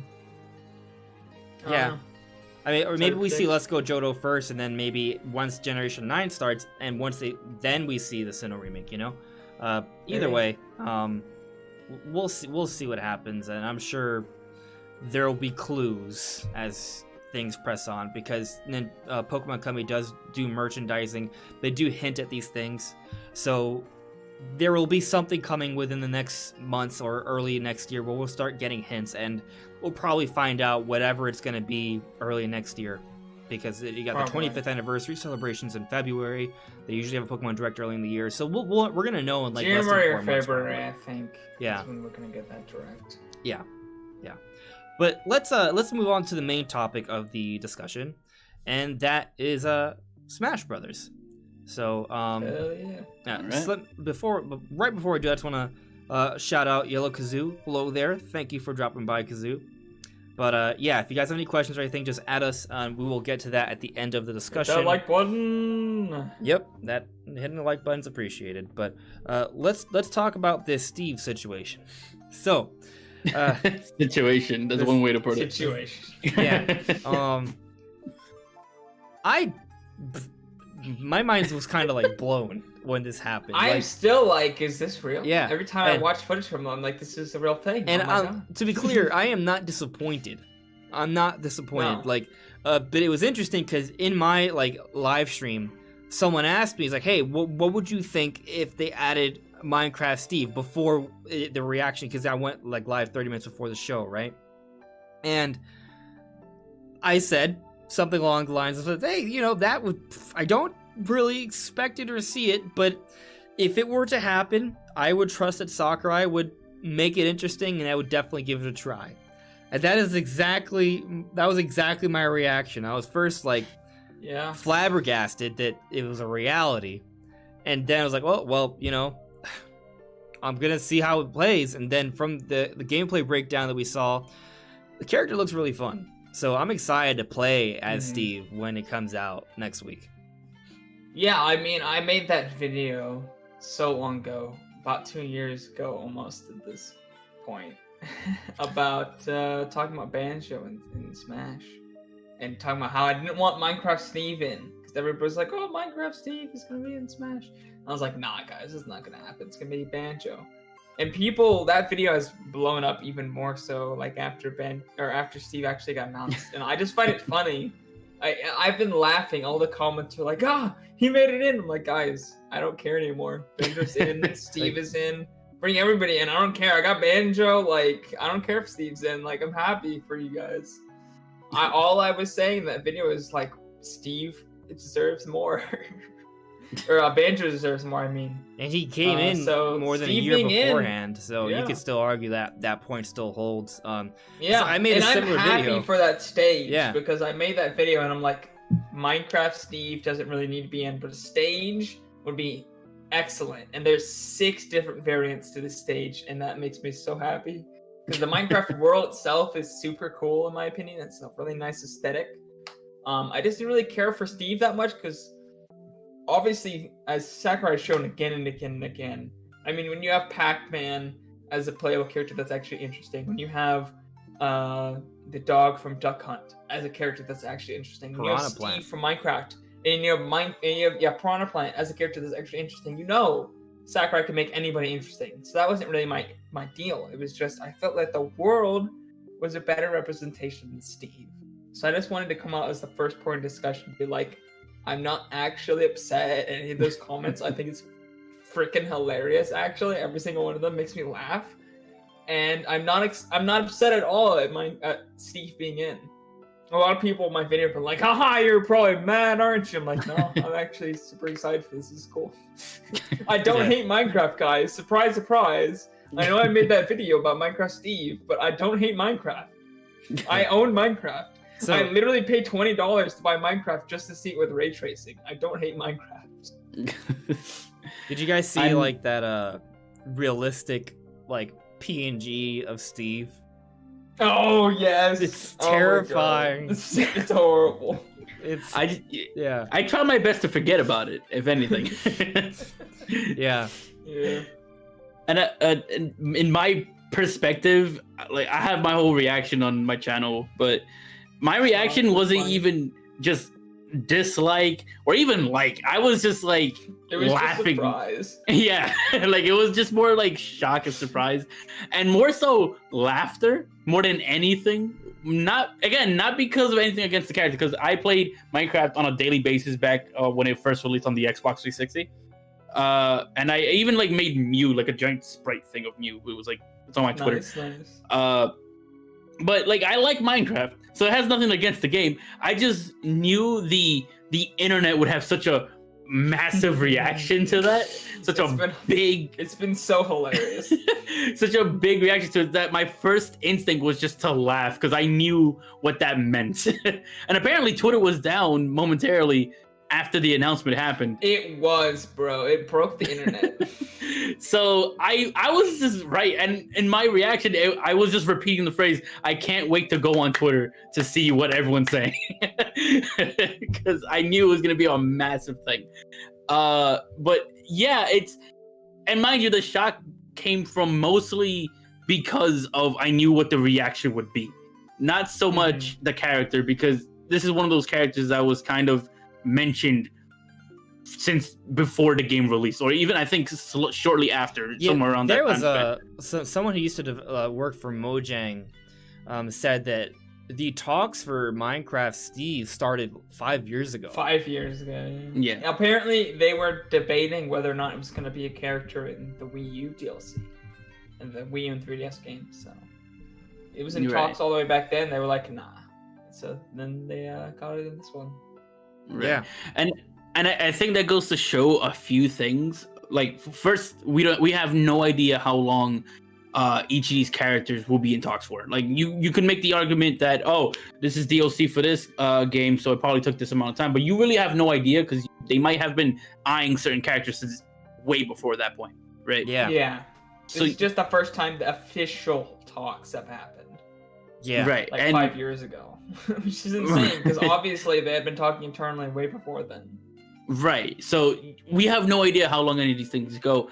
And I also think it sets like an idea. And I think a few people have messaged me with the same mindset, where if there's a character that was mentioned multiple times in different, let's say, rumors or leaks or whatever the case may be, and the only thing that was essentially, I guess, put into question was timing, they may still have a chance. If Steve says anything to me, it means that timing doesn't necessarily, how do I put it, deconfirm a character, because it could essentially happen almost any time, because these characters are apparently talked for years. Like, they're looked at for years. So it's hard, because Steve was mentioned as a leak, I think, about, I want to say maybe 2 years ago.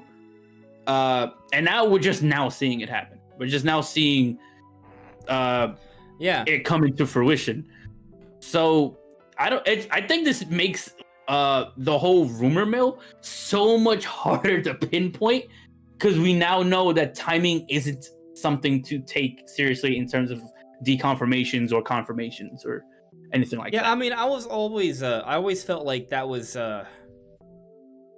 what's the word? It's like a fallacy, kind of, like just because something wasn't it's got, we talk about things like, for example, we get rumors and speculations, and there's pieces of evidence that come up, and we're like, oh, this might be a reality, this might be happening.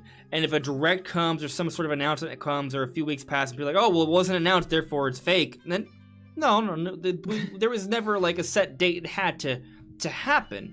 So, yeah, I mean, I'm right there with you, Shifty, and I guess it sort of begs the question, because Steve was rumored alongside Ryu Hayabusa and Doom Guy as well, right? So that kind of like brings them back up, and I don't want to speak too much on this because it's something that you've dealt with, right? But I'll just point out, and you've said this publicly, but like from your sources, you were told pretty confidently that Ryu Hayabusa was being worked on, and that hasn't materialized yet. That doesn't mean it's not gonna happen, though. Right, yeah, because there was I want to say it was maybe a year ago. I'm not exactly sure when the exact time frame. September. Yeah, I remember it happened. I remember it was when it was right before the Terry. You thought that the Ryu Hayabusa was going to be when Terry was going to come in place of Terry Bogard. Yeah. Right. Yeah. And mind you, like, my history with leaks, with my sources, for up to that point was essentially just correct in most of the time when I was doing any kind of timing. Like, for those who don't know, like, I got the timing of when Isabel would get announced correct, and when Piranha Plant would be revealed, I also got that correct as well.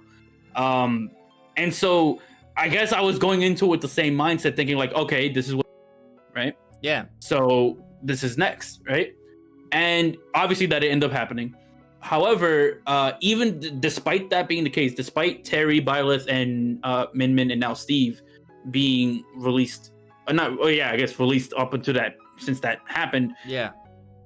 Even despite that, the last time I had communicated with my sources, they were still pretty adamant about Ryu Hayabusa being in the game. But I guess timing could be a factor here, right? Like maybe the timing was just off, and maybe in that particular sense I was wrong about the timing, or maybe my sources were wrong about the timing, and it just wasn't happening at the exact time frame that we thought. But that doesn't necessarily mean that the character itself is not coming, right? Yeah. Right. And honestly, it's kind of, I can't even say with confidence that, you know, that is going to be the case. Yeah. But for the most part, all we can really do is wait and see. And if that happens, then that might have been what happened. Yeah. I have in one particular been sent like an image of someone else claiming that Ryu Hayabusa was supposed to be for, but was pushed to the second pass for some reason or another. I don't know how much credence there is, but that's just another, I guess, third-party person who is claiming certain things. So the thing about that is whenever I hear that discussion, because I feel like sometimes when a rumor proves to be false, it's almost like this like battle for, but it was just delayed, and so I'm not like, I'm not saying it can't be true, but it's also part of me just wonders if that's just like someone trying to maintain some level of integrity somewhere, you know what I mean? Right. So I don't know. I think Ryu Hayabusa would be cool because it to me it would feel like kind of like a Castlevania situation where you take an old character, take their old design, and sort of modernize them, but using that as a base inspiration. That would be really cool to see. You know, that's sort of that's where I think they would go with it. I don't think they would use a modern design. I mean, they might, but I feel like the retro design is what would make more sense for Smash Brothers. Right, and I think if anything, they could always have like costumes like they tend to do with a lot of these characters. Which I mean, if we're gonna talk about Steve, we gotta talk about those costumes because dang, they got some good ones for Steve. Enderman. They got Steve, they got Jack, which I didn't know was the thing, but they got two. I think the way they have it set up is they have like 3 for Jack, 3 for Steve, and then Zombie and what's the black? Ethereal. So like black. there's 3 male, 3 female, right? Like Steve and Enderman, Alex. Yeah. Yeah, so there's 3 Steves, there's 3 Alexes, and then there's Zombie and Enderman, which I think is super cool. The Enderman has like it's different like Hero, shape. they go all out. Yeah, Enderman is right. even completely different polygons. I mean, obviously not that hard because it's Minecraft characters, but still pretty cool. Still cool because they don't usually go out that much. I mean, Hero, that was a super cool thing seeing that, and so to see this for Minecraft is super cool.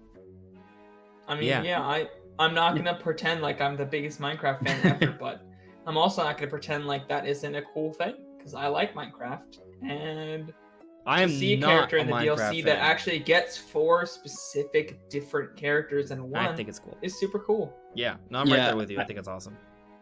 Yeah, I really like seeing when they have the alternate outfits. I was actually kind of surprised that Terry didn't have his alternate outfit because he does have an outfit specifically for one game he had for Garo. Everybody was saying that he was gonna have like a female Terry or whatever.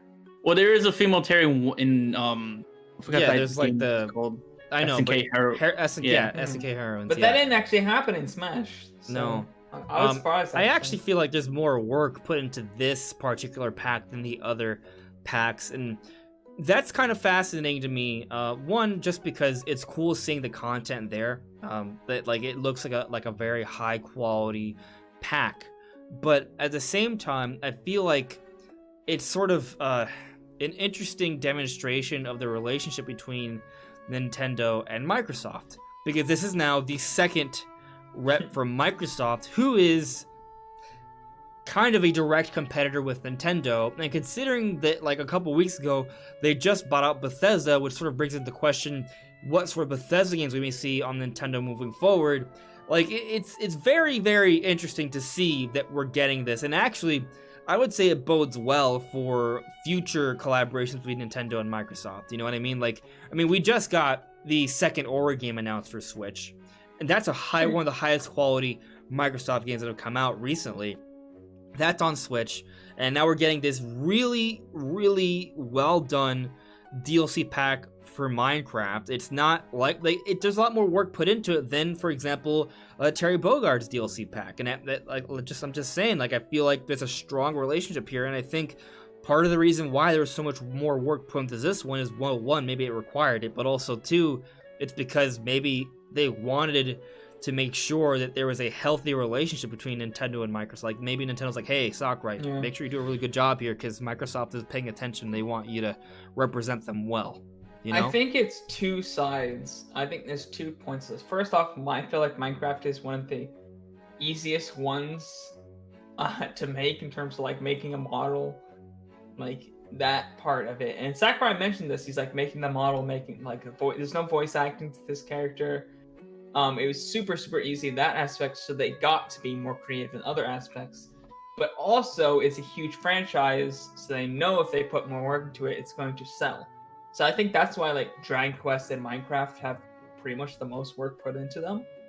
Because Dragon Quest has the 4 different skins in the super awesome stage, and then Minecraft has this super awesome stage and also 4 different skins that are completely unique. So I feel like it's not only because Minecraft is the easiest to make those different skins in stages 4, but also because it's one of the biggest properties. Dragon Quest is honestly probably the second biggest property they've shown so far for any of their DLC, so it makes sense. They've been showing the biggest properties that have gotten the most work put into them. Yeah. I could definitely see that. I feel that like the only huge thing with Terry was the amount of music they got. I'll say that's like Terry the got a big lot of thing about music. him. Yeah, like it was like 50 tracks, and I was awesome. Yeah, and I think Minecraft only got like 7, and most of them are not from the game itself. It's like remixes and from spin-offs and that Minecraft doesn't have that much music in the first place. And I think that's part of the problem. They didn't have that much to draw from in terms and a lot of it's like very subtle, quiet tones. Yeah, it like almost feels like it follows that kind of. Well, I guess it can't follow Breath of the Wild because Breath of the Wild came out so much after it, but you know, it's got that same kind of like it's mostly ambient sound kind of sound. Right, like there is music in Minecraft, but it's all pretty relaxed music. Yeah, it's super chill, super relaxed. It's amazing music. I'm not gonna lie, that is some of the most awesome music in video games. It's great. As far as just like super chill, relaxed, just comfy, sit in bed, and you feel like it gives you that feeling like when it's rainy day, and you're sitting in bed, kind of like cozy up. It makes you feel cozy and great. But no, obviously not good for Smash. Yeah. So I on can the definitely flip side, tell, though, like, you look at like the Pikmin stage or the Electroplankton stage, and the music we have for those stages is not traditional Smash Brothers music. You know, like, so there's precedent for them to add not like combat feeling. But it's mixed. It's always mixed up to be a little bit more action-y, a little bit more in your face. I think there's pop out a little more. I think out of the 7 songs they got from Minecraft, only one of them is. I didn't catch that. Yeah, I think all of them are like new arrangements except for one song, and I think that song is from it's not even from Minecraft. I think it's from like Minecraft Dungeons or something. Yeah. Oh, or Minecraft Stories maybe. Yeah. Maybe. Like it's some kind of spin-off. I know that much. Yes. But I mean, I'm liking what they're doing with Steve in general. Like I think as a character, what he's doing is absurd in some instances. And absurd, not even in a bad way. It's just really interesting. He feels like if you can actually figure out the strats, I feel like he'd be so annoying. Dude, you can build blocks to he's block such people a troll from the stage. character. It feels like. I feel like he's gonna be like Hero, where he's just a complete troll character. Every time you fight him, you're just pissed the frick off because he's trolling constantly. Yeah. Like his taunts, his character design is just a troll. The fact that you can build blocks just almost anywhere within the boundaries is insane. I think it's going to be very interesting to see like how the competitive scene handles Steve, because typically when I play Smash, it's like in that side of the spectrum, I guess, of casual to competitive, and I could see interesting things being done with him. I feel that Steve is probably going to be one of the best characters in terms of disadvantage. If he's the one getting hit, I feel he's going to be one of those characters that finds a very easy time stopping that from happening. He seems like a good combo character too. can push you in a lot of combos. He seems very combo oriented. Maybe I'm wrong, but that just seems how Sakurai kind of was talking about him a lot. I think he definitely, I think he has a good disadvantage state, and he also has what they for those who is not like, I guess, totally into Smash competitive terminology, he has really good ledge trapping, which pretty much is he just does. like they showed an example with the TNT that just looked like dumb. Broken. There were several parts where Sakurai's like, I don't know if this will actually be how it works in the final game because it feels broken, but this is the potential that they could have. Because he confirmed, again, guys, that this was recorded back in August. Yeah. So he might be a little bit different by the time we get him. So keep in mind that he looks, he in my highlighted opinion, that there's more some this parts of time him than that look a little bit previous times. broken at this point. So. Right, because there's little details that I think if he keeps them, like hypothetically, obviously we don't know what the kind of changes they would make, but there's certain things that I feel would make him completely just invalidate certain characters. Any character, for instance, that has an up B that does not have an active hitbox on it is gonna have a really hard time fighting him, I think, because all he has to do is put a block in front of you, and if you can't break that block with a hitbox, you're just gonna stop at that wall and fall down and stuck. Yeah, anyone like that to grab like that. I feel like Min Min was the DLC character that everybody instantly wrote off. They were like, this person's not actually competitive at all. There's no hope for them. There was I want to say maybe 2 pro players who attempted to give Min Min a solid chance.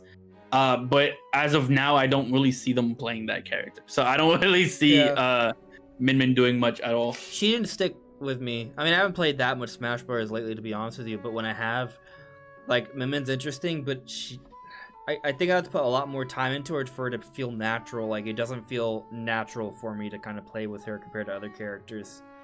There's a bit of a hurdle there.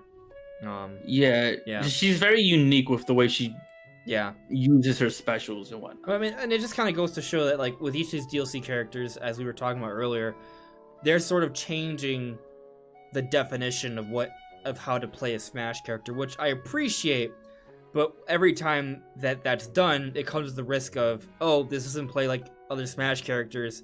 Mm-hmm. I don't know if I like this, Which for me is fine, because I don't play Smash competitively. I have always been the most I enjoy Smash is just playing with people, the randomness of it, the crazy items and stuff. Like, that's how I grew up on Smash. So Smash 4 is playing, not having any idea how to actually play well, just getting random items and just having a great time. So all these characters that are just random, wacky, crazy stuff to add to the game, even if they're not competitively viable, I don't care as long as they're fun. That's just my biggest thing. And I know that's not everybody's biggest thing. Like, some people like Shifty, obviously you're a little bit more on the competitive side than I am. Way more on the competitive side than I am. So for you, it might be a little bit different. You might be like, I don't really want to play this character because it's not super viable. But for me, I'm just like, if it's crazy, if it's fun, if it adds another element of insanity to Smash, which has always been why I play in Smash, is just for the craziness of it, then I'm happy. Right. And I mean, I like the randomness of Smash to a certain extent, right? Like, if I'm playing with friends and I know they're not, competitive players, then yeah, I'm just gonna, throw on items and all that good stuff. Some of my favorite stages of Brawl were the ones that automatic, like the DK level that automatically scroll, the what do they call those levels that scroll through, or levels that constantly are changing? I forget the official term auto scrollers, I think. Yeah, I guess. But you know that one in Brawl that I'm talking about, that kind of level that you scroll. And you get on a plane at some point. I don't remember that part, but sure. There's a lot of ladders. Yeah, the one that automatically scrolled up. I love that stage back in Brawl. So super casual. That's where I'm at, guys. Right. And to be fair, I think Steve is a character that's gonna benefit from both casual and competitive, because I can only imagine casual players just actually trying to build houses and doing stupid things with those houses, right? And just or purposely surrounding their friends in blocks just to troll them and be annoying. Or you can combo that with the minecart. Right, and I feel like the competitive side is gonna enjoy like his trapping abilities just in general. I think one of the biggest takeaways I got from watching Sakurai play with Steve is that when he uses the TNT and he makes the redstone and he puts the pressure plate down, the act of stepping on the pressure plate stops the character. And I think that's a very big deal because that means that even the fastest characters in the game, like Sonic, can't escape from that explosion. Yeah, you use Sonic as an example, but that right. is a really important point. I think that's cool. Yeah. He's definitely gonna. I think he's gonna be a character that benefits from both the casual side because people are gonna make walls because they saw their friend got a Pokeball. My only thing that I'm not sure I'll like about this character is the fact that you need to like mine and get materials to craft like better. So I never liked they that. Need to do something to balance like out the Splatoon, character. where you had to like recharge your ink and stuff. I hated that so much. It's so similar because you can even do because like when you're the Inkling, it's one of the few characters that has like a move that you can only do through shield. Like if you press circle B, you recharge your ink. For Steve and Alex, it's I'm gonna replace my little building. I don't really box. like characters that you pretty much have to like force yourself to be out in the open. You have to get space to have time. Like if you're playing as Inkling, you have to get space to have time to recharge. Well, you have to get space to have time to mine. So I'm not really big on those characters. For me, I appreciate it because it's Sakurai trying to bring an element of their base game to the character. Right, like that. Yeah, crafting I appreciate it in element. that way. Yeah. I just don't personally enjoy characters that much. At least in 1-on-1s. Like if it's like all out brawl with 4 players, and then that's fine. Because you can get away and you can have time to mine and just kind of be by yourself for a little bit. But in a 1v1, you have way less time where you're actually like open to do things like that. Yeah, I want to check on the chat real quick, and then I have another angle to go at this whole Smash thing. But let me check with the chat real quick. And guys, I'm gonna read a couple things here, but then if you want to start like preparing like your final questions, because we're reaching the final like leg or length for this discussion here, so just keep that in mind. Let me see here. Static. I'm 99% sure that Rex will get in though, because they said they were going to add an ARMS character and Rex, but we got the ARMS character, so we'll obviously get Rex. I'm not into Xenoblade though. Yeah, I mean, I am of a similar train of thought because given that we got the Min character, ARMS came out before Xenoblade 2, just for the record, right? And it was said that both an ARMS character, or I don't remember if they specifically stated it for ARMS, but they did say it for Xenoblade 2, that the only reason they didn't make it as a playable character was due to time constraints. And given that we got a Min character, which was from ARMS that came out before Xenoblade 2, and all this time has passed, yeah, I mean, I'm right there with you that Xenoblade 2 can make sense. Only about like 5 months before Xenoblade? Yeah. Right, so maybe the next character is a Xenoblade character, you know? Although I don't think the timing has to match up exactly like that when it comes to DLC, but the point is, it does make sense that they could start working on an ARMS character first, and then they could start working on a Xenoblade character. I'm definitely on a similar train of thought. D.E. Fox added me, Skull Kid from Majora's Mask for Smash. I'd love it, but dope. I don't see it happening until maybe the next Smash Brothers. I do think there's still a chance for a Zelda character, but that's actually... You're talking about the next Smash Brothers. It's like, when is that gonna be? I'm in no rush. Yeah, for real. I wouldn't be surprised if it's like 7 years till the next Smash Brothers. Well, game. I'll say that I have a hard time believing that they will come out with a new system and not have some form of Smash Brothers for it. Some form of a Smash Brothers update. Maybe they just kind of like. I wouldn't be surprised if that was like the old Smash Bros. Ultimate. Like Ultimate Deluxe or something. Yeah. Ultimate Deluxe. Yeah, like maybe something like that, but just some sort of update for Smash Bros. I think is needed for every single. There has to be some level of Mario Kart, some level of Smash Bros. For every single Nintendo system. I agree. Yeah. But in terms of a Zelda character, well, I don't expect Skull Kid until the next Smash Brothers at best. Could be even longer. We'll see.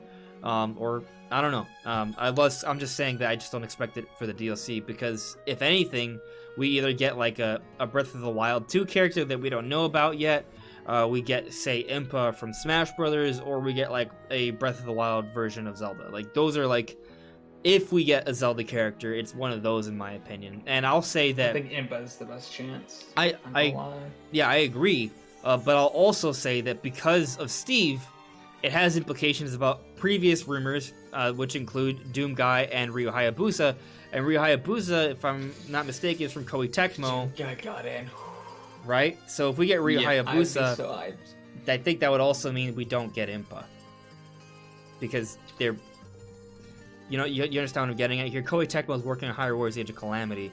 Like, could we get both? Yes. We got 2 Microsoft reps, but should we expect 2 representatives from the same publisher per pass? Now, I guess Impa's like sort of a weird situation because Impa's not from Koei Tecmo, but Koei Tecmo is helping to popularize Impa here, and I think it would be from this design, which is also based off Paya, which is from Breath of the Wild. So there's, you know, maybe it's the same tricky. model, guys. It's the same freaking model. It's the same. I noticed that in the first trailer. I was like, huh, that looks very similar. But then if you see them side by side, it's literally the same. Yeah. So which I'm fine with, but it's just funny. Yeah, I mean, if Paya has a more of a role, kind of like how Impa has a role in Hyrule Warriors, but you know, Paya would have it in Breath of the Wild too, then I'll be like, yeah, if for sure. Impa was in the Smash and it was the Breath of the Wild Impa, because I feel like Impa in Breath of the Wild looks the most different from every other Impa, because Impa usually has a very like serious, like very defined cheekbones and like super serious face and looks super fit. Whereas this one looks a little bit less fit. Obviously, that face is a lot more round. She looks more huggable. Yeah, it looks a lot more huggable, more waifu-like appearance here than a more stern. I'm gonna kick your ass kind of look. Design. I'm gonna screw you up. You know, kind of like look that she had before. It's like, don't look at me sideways because I will kill you.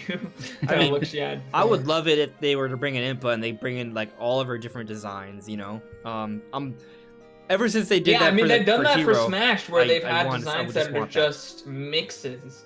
They did that for Smash Wii U with Link. He was kind of a mixed design between like Twilight Princess and Skyward Sword, I'd say. Oh, that's what you mean. You mean like sort of combine different art styles into one. Okay. He didn't look like any specific Link in the Wii U game, which maybe they wouldn't do that again. Maybe they would want like specifically Breath of the Wild.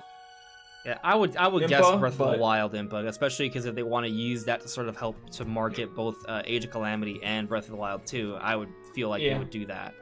Yeah. Yeah, it makes sense to me. Especially if you can have like just alternates of different Impas just for the heck of it. That would be great. Because if they base themselves off of the Breath of the Wild one specifically, they have I would say a good amount of freedom to just include Skyward Sword Impa, and maybe if they want to, I don't know if they would use Hyrule Warriors. I'm not gonna lie, I don't think Paya as Impa's like model really works very well. I'm not gonna lie. I think Impa looks a little too soft. Like, Impa is usually, as I said before, like, this is the most different design for Impa. She's usually really, really tough. Really, and you can see that in the gameplay. But in the cutscenes, for some reason, she's like, oh, help me, I'm in trouble. And then the gameplay, she's freaking kicking ass. Flip a switch. So I don't know what happened. And her design doesn't really, like, showcase that. Like, in her gameplay, she's, you know, kicking butt, she's doing awesome. And then her design is just like Paya, which is this, like, super shy. You know, Paya's design was obviously very focused around like the fact that she was shy. She wasn't as combat focused. But they used the same model for Impa, which is just I find that so weird. I don't know about you guys, but I find that so weird that she looks like Paya, but she acts like Impa should. Yeah, like I mean, I'll tell you that badass Impa. When I saw the cutscene before they had shown gameplay, I was like, oh, she's not a fighter.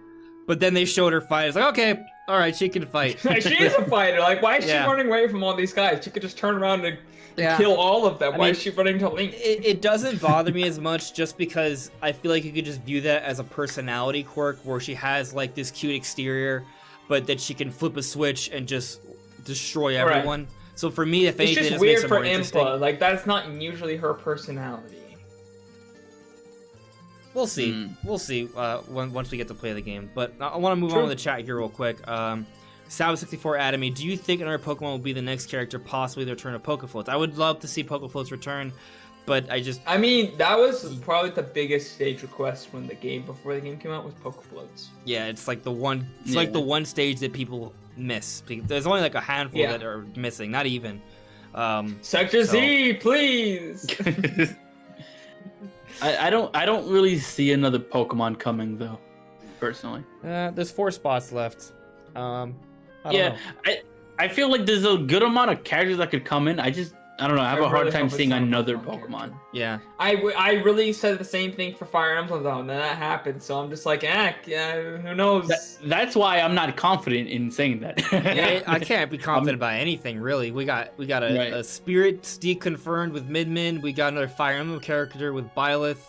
And people said there was only gonna be third-party characters, and we've gotten 2 already recently. And then Steve happened, and we were like, well, there's no way that I don't know a Microsoft rep, and there was no way they would put Steve of all the characters. The and rules, they did. there are no rules. Yeah. You can't put rules in the Smash DLC. Ridley's They've shown too that big. time and time again. King Carol's too irrelevant. Rules Banjo are doesn't belong just to meant to be Nintendo. broken. Yeah. Sakurai puts rules specifically there to break them later. That's what he does. Yeah, so maybe, if anything, maybe we might as well just predict Goku. That's the one. That's the one only rule that's actually concrete so Yeah. far, and like I think someday it will want be broken. there to be Goku. I almost want Not Goku anytime to be in soon, though. just so that it could be broken. I don't think it's gonna happen, as you said, not anytime soon. But I want it to happen so bad, just so that there's no rules. I want anytime there comes up a rule, I'm like, I want that to happen because I want there to be no rules. Because there pretty much isn't. Like fan rules have come up, and people are like, they've always been disbanded. I feel like the only rule we have that's actually been followed is the no anime or non-video game characters. It's the only rule. Every single other rule has been broken, other than maybe like assist trophies turning into characters in the same game. That hasn't been broken yet. Well, what's interesting though is that we just got the Bomberman Mii costume, which is basically using the same model as the assist trophy for Bomberman. So we now have a Bomberman Mii costume, which is not a normal Mii costume because it looks like Bomberman. It's like halfway breaking the rules. It's a half break, yeah. Because it's one of those specialized Mii costumes, which is pretty cool. It even has all skins and stuff. Like that's fascinating. And then also I think it's worth noting that Travis Touchdown has been deconfirmed for Fires Pass Volume 2 because we just got his Mii costume, which I do think basically means we're not getting Travis Touchdown for Fire Fast Volume 2. Like, it'd be pretty dumb if they had a Mii costume and they're just like, nope, actually we have the character. Maybe for Smash Ultimate Deluxe for Switch 2 4 years from now. I don't know.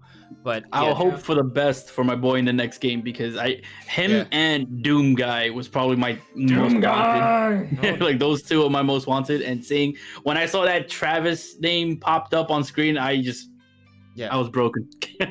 And what I want to point out though, because I think some people are gonna sort of like interpret this as us saying, "Oh, the Mii costume is just hard to confirm." I don't think they're hard to confirm, but I think the timing of it matters, right?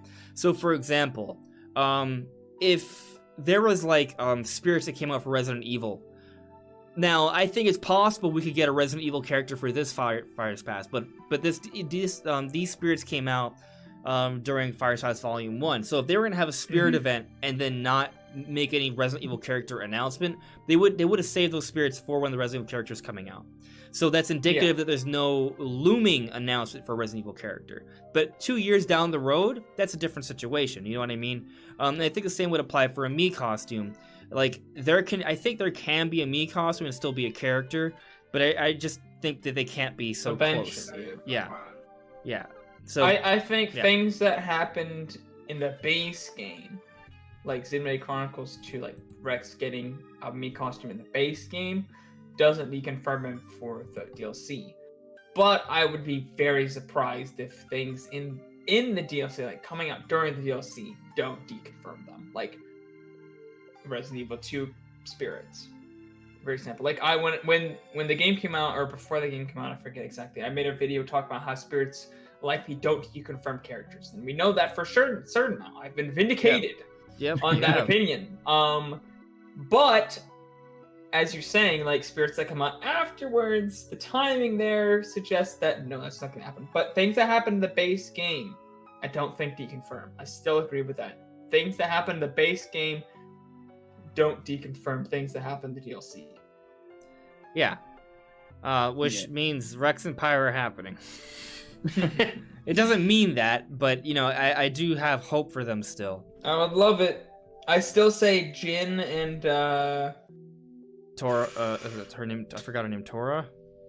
It's not Tora, that's the name of the... Laura? Was it Laura? Laura, yes, Laura. Yeah. Jin and Laura would be who I prefer, just because I actually prefer the Torn DLC to the main game, in terms of gameplay.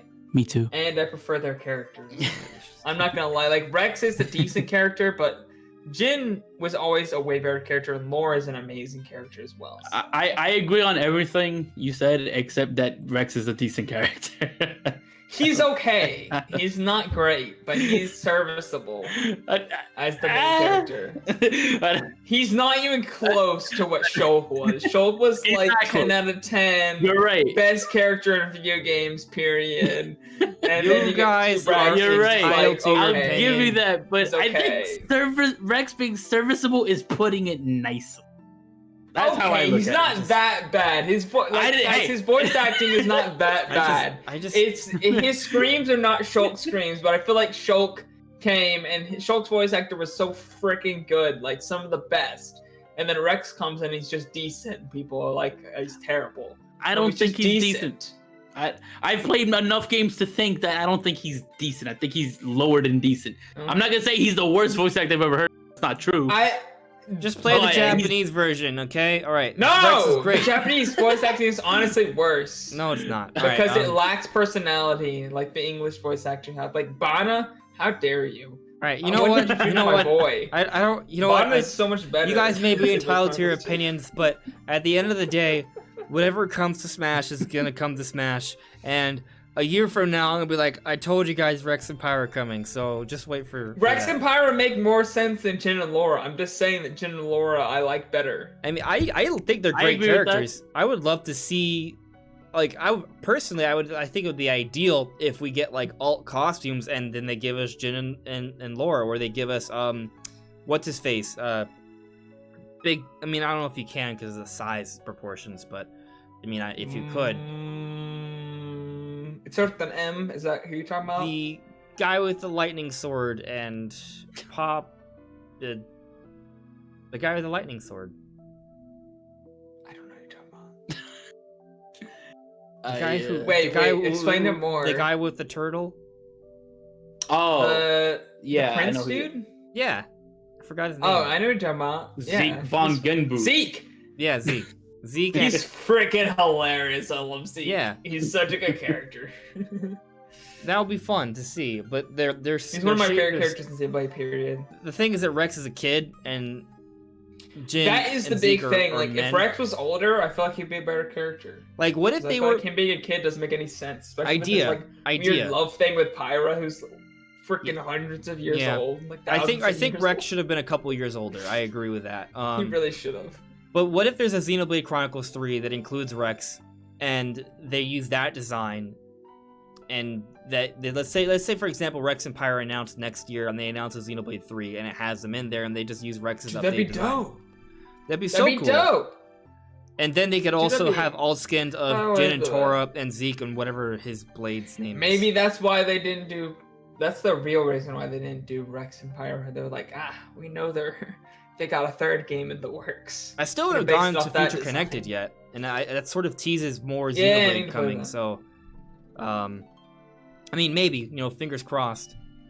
But I have another super chat here from Taker610. Thank you very much. Taker asks, high, low hopes for Zelda 35th after Mario's. I would say pretty high. I don't Why? expect Yeah. it to be. I'm not sure if we'll get like a Zelda 35th anniversary direct like the Mario one, but I do think there will be more than one Zelda release next year. What I'm expecting, at the very least, I think we'll get Skyward Sword and Breath of the Wild. What I'm expecting is a double pack for Twilight Princess and Wind Waker. That's your Skyward Sword on its expectation. own. Whoa. My expectation is Skyward Sword and Wind Waker as a double pack, Skyward Sword on its own, and Breath of the Wild too. My expectation. So Twilight Princess and Wind Waker as a double pack, Skyward Sword HD, and Breath of the Wild 2 all in the same year. Yeah, and that's even less, arguably, than what they did for the Mario's anniversary. So that's what I'm expecting. Is that fair? Am I just have a little bit too much of this, or is that fair? What do you guys think? Well, I think it's a little optimistic. And that's I agree, can't it's a little happen. optimistic, but compared to Mario's 35th, I don't think it's crazy. Keep in mind, we're getting Age of Calamity, like 3 months before Zelda's anniversary, and That's I feel true. like That does kind of throw a wrench into it, but that's a third-party game. Has nothing to do with Nintendo. I mean, the Zelda team helped out. It's being True. published by Nintendo. It's like their big release. Like, so yes and no. I mean, I do think it's a little optimistic, but it's I don't know, because it is optimistic, but I don't necessarily think it is out of the realm of possibility, because it is technically less than what Mario is doing. I would say if I were to take out anything from there, the double pack with Twilight Princess and Wind Waker could probably not happen, and they might just do Skyward Sword. Because there has to be other Zelda stuff to come out in the years afterwards, right? Like they want to have some sort of Zelda content come out every year, so they can't just exhaust all their resources in 1 year. Right, and then they'll probably do some kind of like smaller title that we don't know about, kind of like Mario 35, where that just happened. Yeah. I'm kind of not expecting that, to be honest. I feel like those are the things that they're going to cut. Those small projects where they actually have to do extra work. I feel like they're going to just do Wind Waker and Twilight Princess are done. They literally just have to make those work on Switch, and that's it. They don't have to add any content to those. So I disagree with you, and let me explain why. So we had a number of trademarks done for a whole bunch of merchandising for both Mario and Zelda. So to me, what that suggests is that Nintendo is planning a lot of new merchandising to celebrate the 35th anniversary for Zelda, similar to Mario. Now, to your point, like I'm not entirely disagreeing. Like I don't necessarily expect a Zelda 35. That would be cool though. I would love to see what they would do with that. Like for example, like imagine if we got to play with that. Do you remember that Legend of Zelda 1 prototype that they showed? Yes, like dude, that should be a whole game. Yeah, if we got that next year as like some sort of like Nintendo Online game to play, along with a Skyward Sword HD and Breath of the Wild 2, I think that would be great, and that would still be technically less in terms of like total quantity of releases compared to Mario. Yeah. So I do think like some kind of smaller title is more likely. Yeah. I mean, to be like, I see what you're saying though, Brandon, where Twilight Princess and Wind Waker are done. Like you don't really need to do much other than make it happen, right? Just make it work. I get that. I just wonder, are they going to choose to do that over the alternative of like making some kind of new thing that is, because Nintendo is weird, where sometimes they want to make the effort to do that, and then sometimes they just rather just port something. I feel like Mario is kind of the thing they do those like random, like they're way more they have way more spin-offs from Mario than they do Zelda, which is why I'm thinking they're not going to do those small projects. But they're starting to do more. They're starting to do more, but it's still way more focused. Like Mario has so many more spin-off games than Zelda. That's true. So I feel like Zelda's the one that's gonna get those. Like it's gonna get the. That's why I'm still like Twilight Princess Wind Waker double pack makes sense to me. Those are Wii U ports. They're still doing Wii U ports in 2020. They'll probably still doing ports in 2021.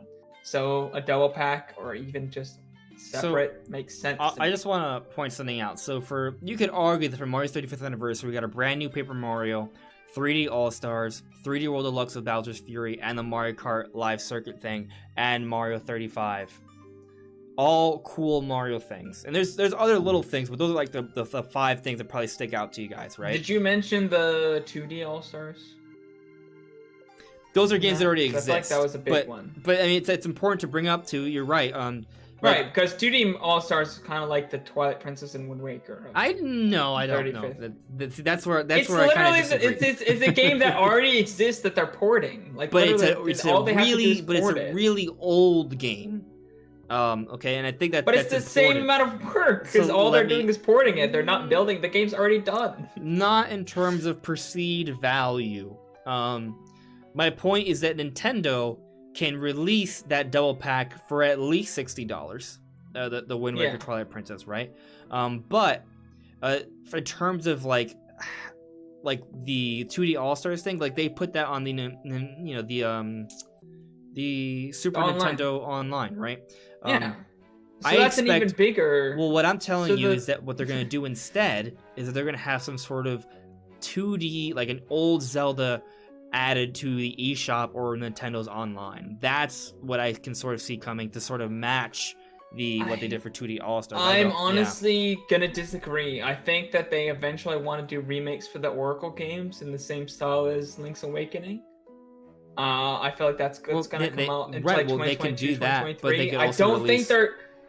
But what other games that aren't already on Minish the eShop? Minish Cap's the only other one, but I feel like Minish Cap is also another one that they're gonna want to remake. Why release Minish Cap? Minish Cap's just one game. Like we already have Link to the Past, right? Link to the Past, yeah. But Minish Cap's a Game Boy game. They don't have a Game Boy emulator yet, so they're just gonna release a Game Boy emulator or just make a Game Boy emulator maybe for Switch just for that game. Maybe. Maybe it could be a preview for Game Boy games. It could be a preview for like Game Boy Online.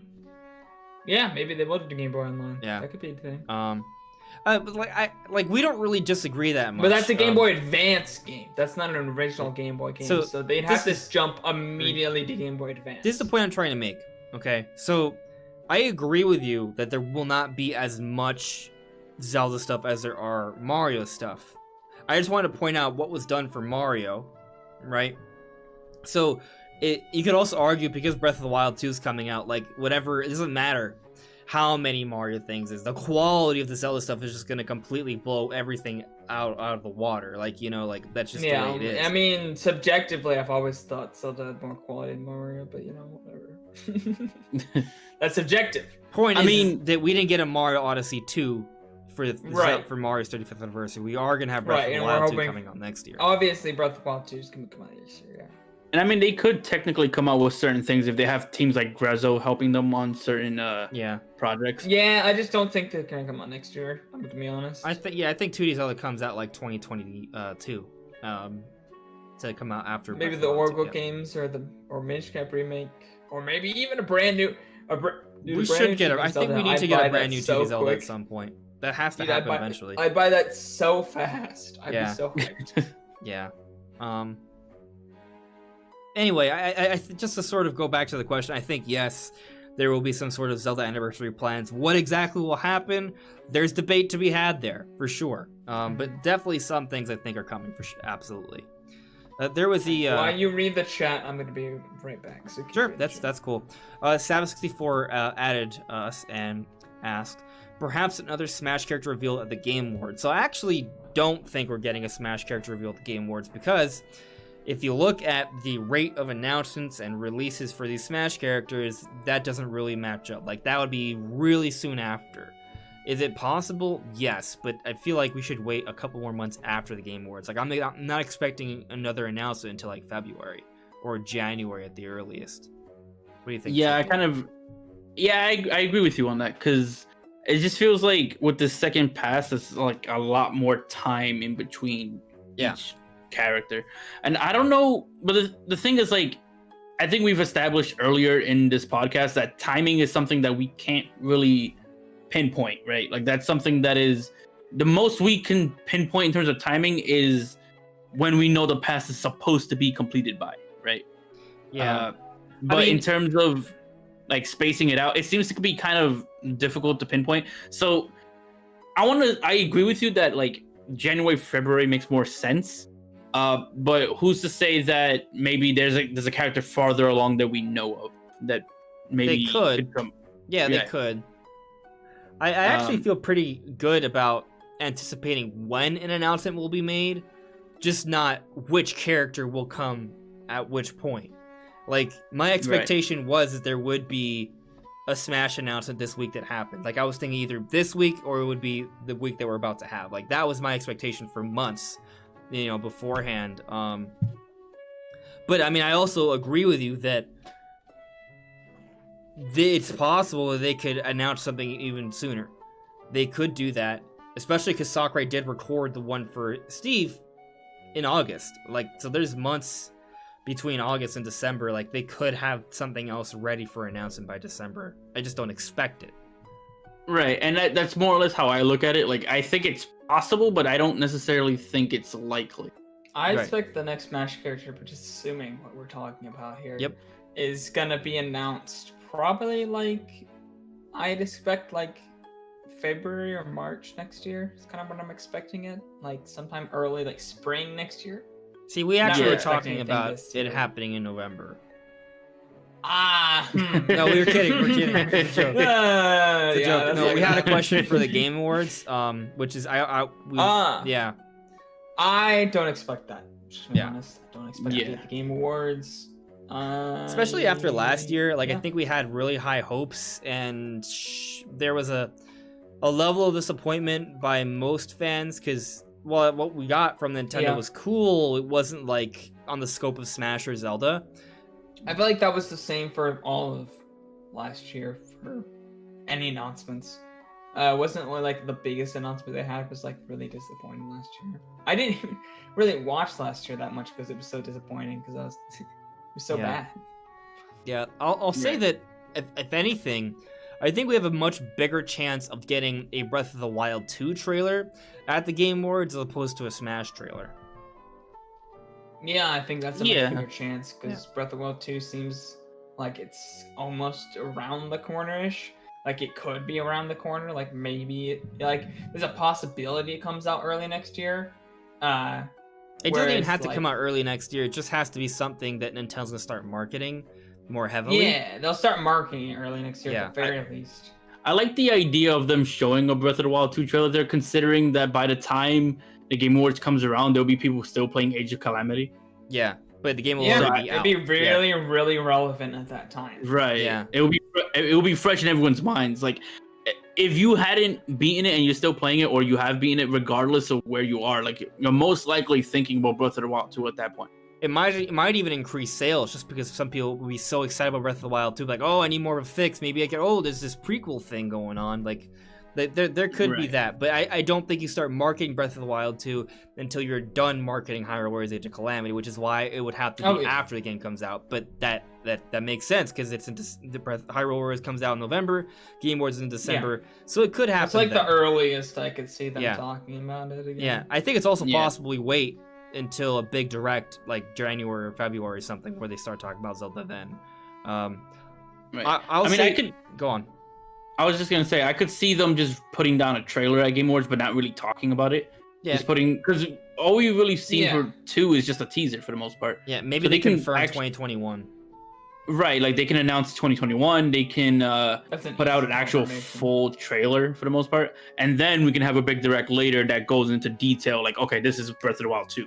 Yeah, I mean, I've talked about it before, but my opinions have changed a lot considering the pandemic and everything. But Game Awards, I feel like if they show a trailer, it's kind of the same trailer I was expecting that they might show last year. I think last year I was saying things like, I expect them to talk more about, not talk about, but show, like, the second trailers we got for Breath of the Wild were very much like, here's gameplay and story about what's going on, but we're not actually going to then go and talk about that more. Like, that's what we got. We were like, okay, here's another trailer. Here's things that you can speculate on for days about new mechanics. Like, in Breath of the Wild, the sequel's original trailer. There's not actually that much gameplay stuff we can talk about. There's a lot of story speculation that went on, but not a lot of gameplay explanation because speculation because there wasn't really that much shown that we could speculate from. I think the second trailer will be a lot more gameplay speculation. I want to get some clarification from you, Brandon. So I guess technically the first Breath of the Wild trailer was like that tech demo with the Guardian and the giant field. You're not talking about that trailer. You're talking about talking about the title announcement trailer where they announced one. Yeah, and I think that one starts off with like a panning shot of like the mountains and there's like ducks in a lake and like that. Yeah, so a trailer like that. That one. Yeah, but we do get some glimpses of actual gameplay. Yeah, that's something I could see for this one. Maybe we get a title and a release year. I'd be very surprised if we got a title, but I wouldn't be surprised at all if we got hints about. I mean, I wouldn't. Gameplay. I honestly wouldn't if like the game is probably pretty close to the end. I think they could give us. It depends if it's coming out if it's coming out holiday 2021. I don't think we'll get a title, but if it's coming out before then, I think we will. I mean, we'll see. Yeah. We will see. But also, the Game Awards seems like a weird place to announce a title for Zelda. I feel like that would be like a direct. Yeah. I feel like if we see the game again, I feel like we'll get a title. I feel like they won't want to talk about a title until they talk about like really in depth. That's what they did for Breath of the Wild. They talk about a title, they talk about why the title was there, and they went really, really, really in depth when they talked about the title.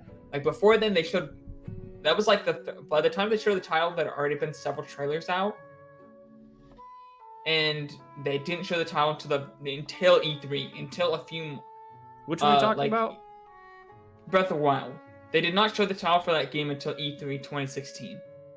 They showed trailers before that. I think they'd seen the game like 3 times before then. But we had not seen anything of the title until that time. Like, they don't show the title until they want to, like, blow out the game. Okay, so... At least for Breath of the Wild, that's not what they did. I think we kind of need to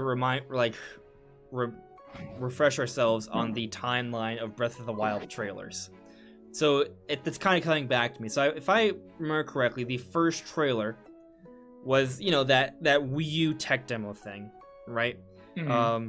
I'm not talking about the Twilight Princess looking thing. I'm talking about the giant field and where Anuma's on screen is like, hey, let's check this out. E3 2014.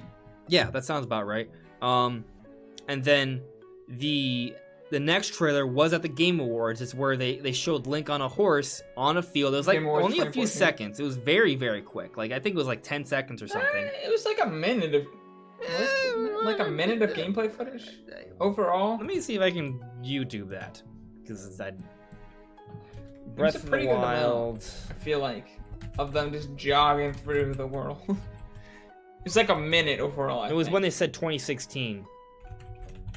You know what I'm referring to, right? Yeah, I remember. Yeah, that was Game Awards 2014. So, because I showed off the game E3 2014, Game Awards 2014. They showed it again. 2015 they announced the delay. Then E3 2016 was the big. Well, they showed it before then again, because they showed that like panning overshot. They also said 2016. Because I don't think they showed off 2016 until that panning shot actually. They announced the delay in 2015. Then there was a panning shot trailer that was like early 2016 where they showed off 2016, and then it got delayed again to E3. It got delayed until 2017 because that's when they started. I want to say that there's 4 trailers. Was way before E3. There's the initial trailer. There's that 2016 trailer with it's just like a panning shot with Link on a horse. And then there was the Game Awards 2014. I think that was it. I think they showed it 3 times before they officially 2016 E3 blew it all out. I think they showed it 3 times. Right. There was the Game Awards thing where it showed actual gameplay, like playing it a little bit. Yeah, on the Wii U gamepad, and then it was the actual announcement name trailer, and then there was the Nintendo Switch presentation where they had that super epic trailer that people say is like the best trailer of all time. That was like the fifth. That was like, I guess, the fifth.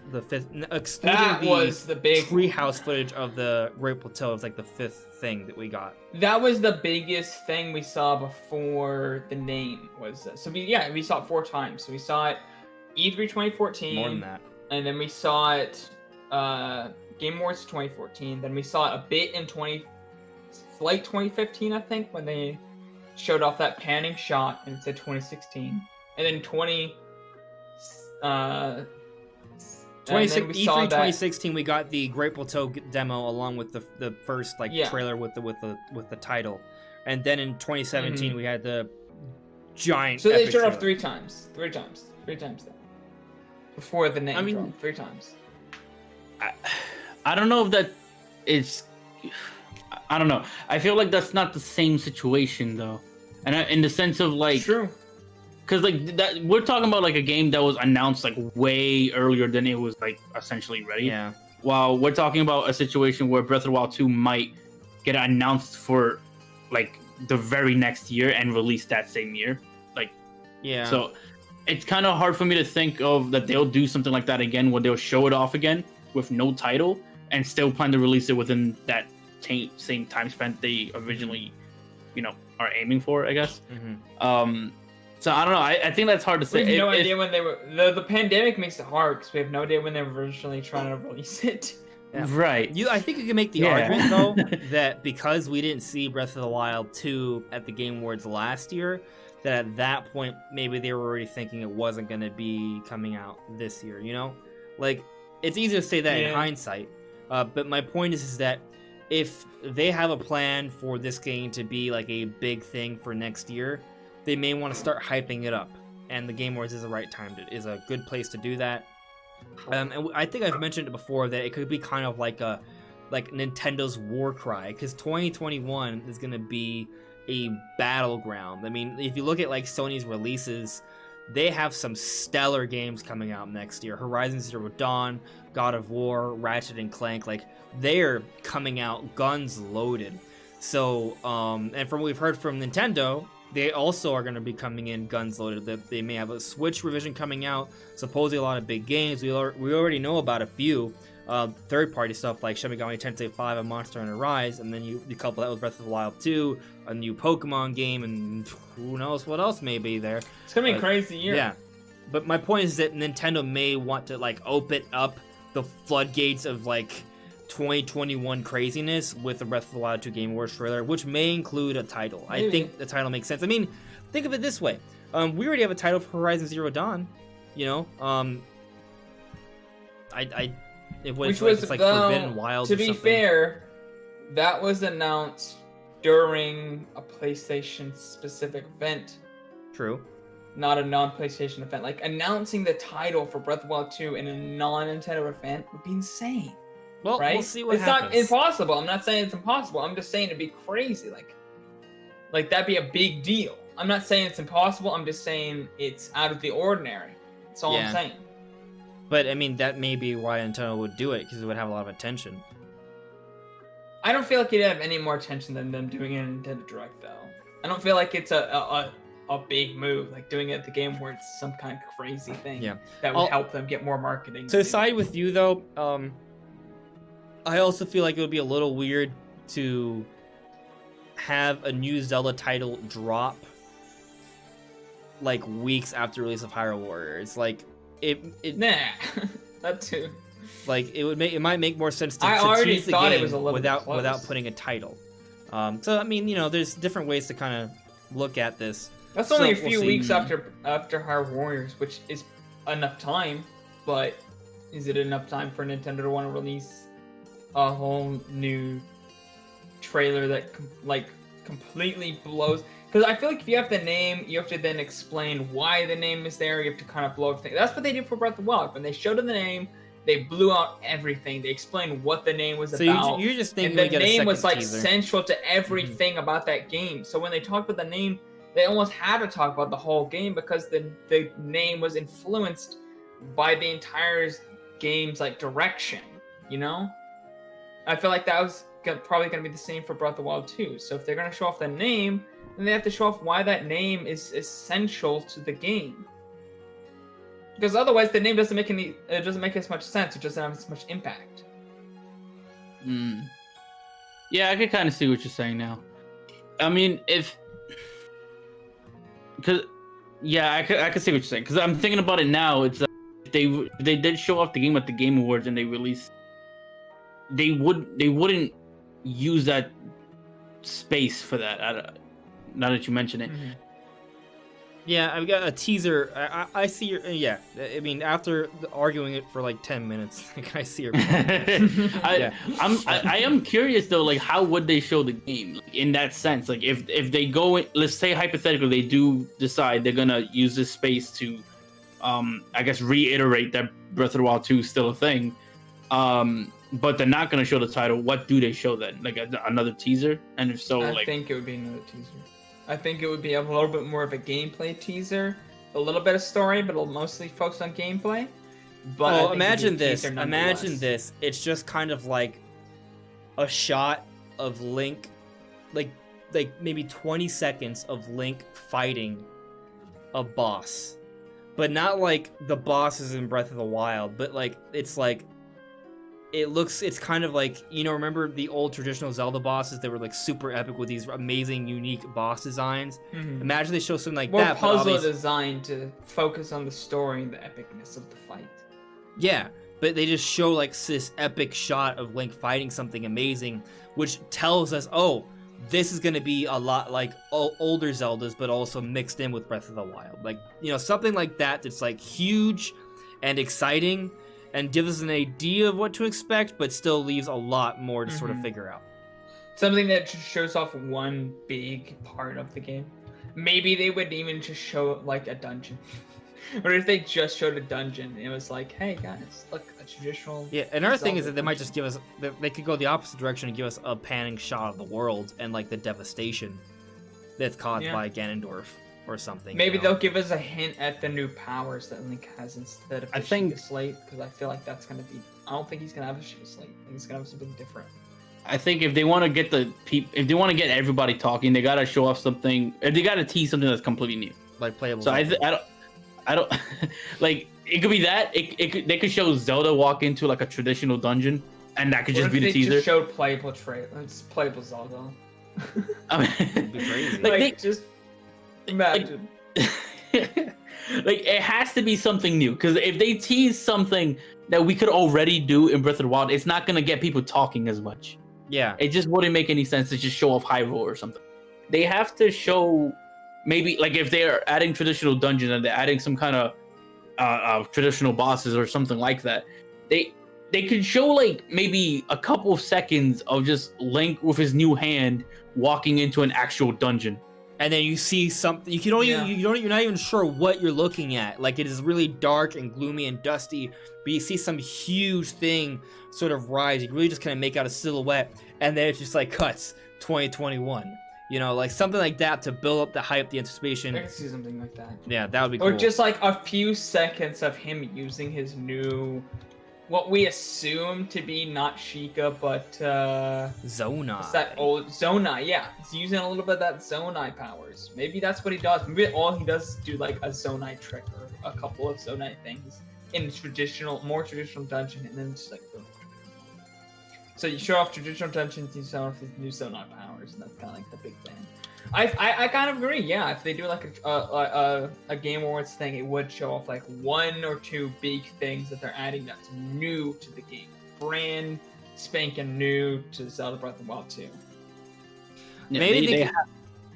Go on, Chip. No, I was just gonna say they have to like show off something new, and if the first teaser is anything to go off of, they could also just have some other new thing that's not in your face. It's like something in the background that maybe is noticeable. Idea.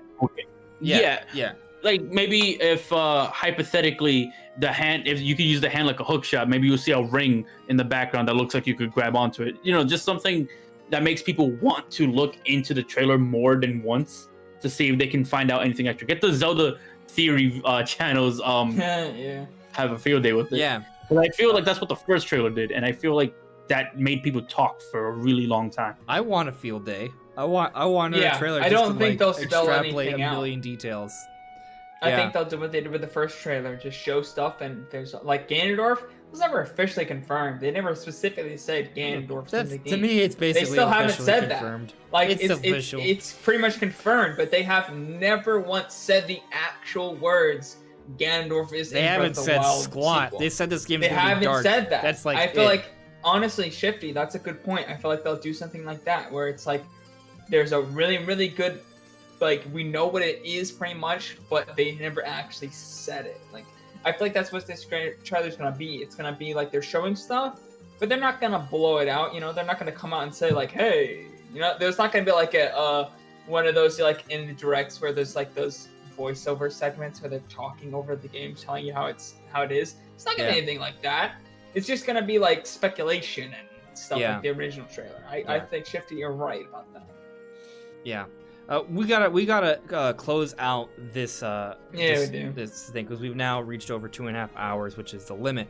So guys, if you have any final points in the chat, this is your last chance before we call it night. But just to kind of piggyback off the whole idea we're talking about here, like just one idea I had, like imagine like it's like a couple like shots, like it shows Zelda doing something in a cutscene, and she talks to Link. Right, so it shows that Zelda's doing something that's strongly related to what Link is doing. Maybe they both are playing in the dungeon. You can play as both of them, right? And she does something that like activates something. And she says, "Link, I did it." And then it like cuts to like Link's hand emanating, where he can kind of like communicate with Zelda, and he uses that to open a door. And then it just like shows something crazy going on in this room that they're both working on together in a dungeon, which may be a boss. It might be something related to Ganondorf or something. And that would like simultaneously say several things. One, that Link and Zelda sort of work together. There's powers with the hand. Mm-hmm. Zelda's somewhat playable. Bosses are back. Dungeons are back. Things like that. So, you know, it's something along those lines. They might just confirm things that we've already been like hoping for, like playable Zelda, or a Zelda that follows you around the whole adventure. Like, there's been a lot of theories where like, hey, is this true? Maybe they'll just go in, confirm or deny those things. Maybe that's one of the bigger... Maybe. You know, obviously, I don't think that's going to be entirely what this trailer is going to be, but that might be a part of it.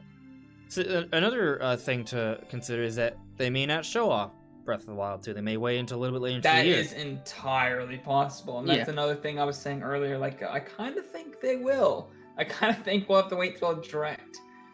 Yeah. But I'll just throw another idea out there. What if they show us something else that's exciting? Like, what if we get like a Metroid Prime trilogy? You know, that'd be cool. That'd be awesome. Or heck, even a Prime 4 teaser. Like, even if Prime 4 is not coming out next year, like, could they give us a teaser at the Game Awards? I would maybe save that for E3, but you know, I don't think it's entirely. We finally got another look at Bayonetta 3. That'd be a nice follow-up. Yeah, there's a whole bunch of things that they could sort of tease. When did they show off Bayonetta 3? Was it E3 or was it Game Awards 2017? Game Awards 2017. That's so long ago.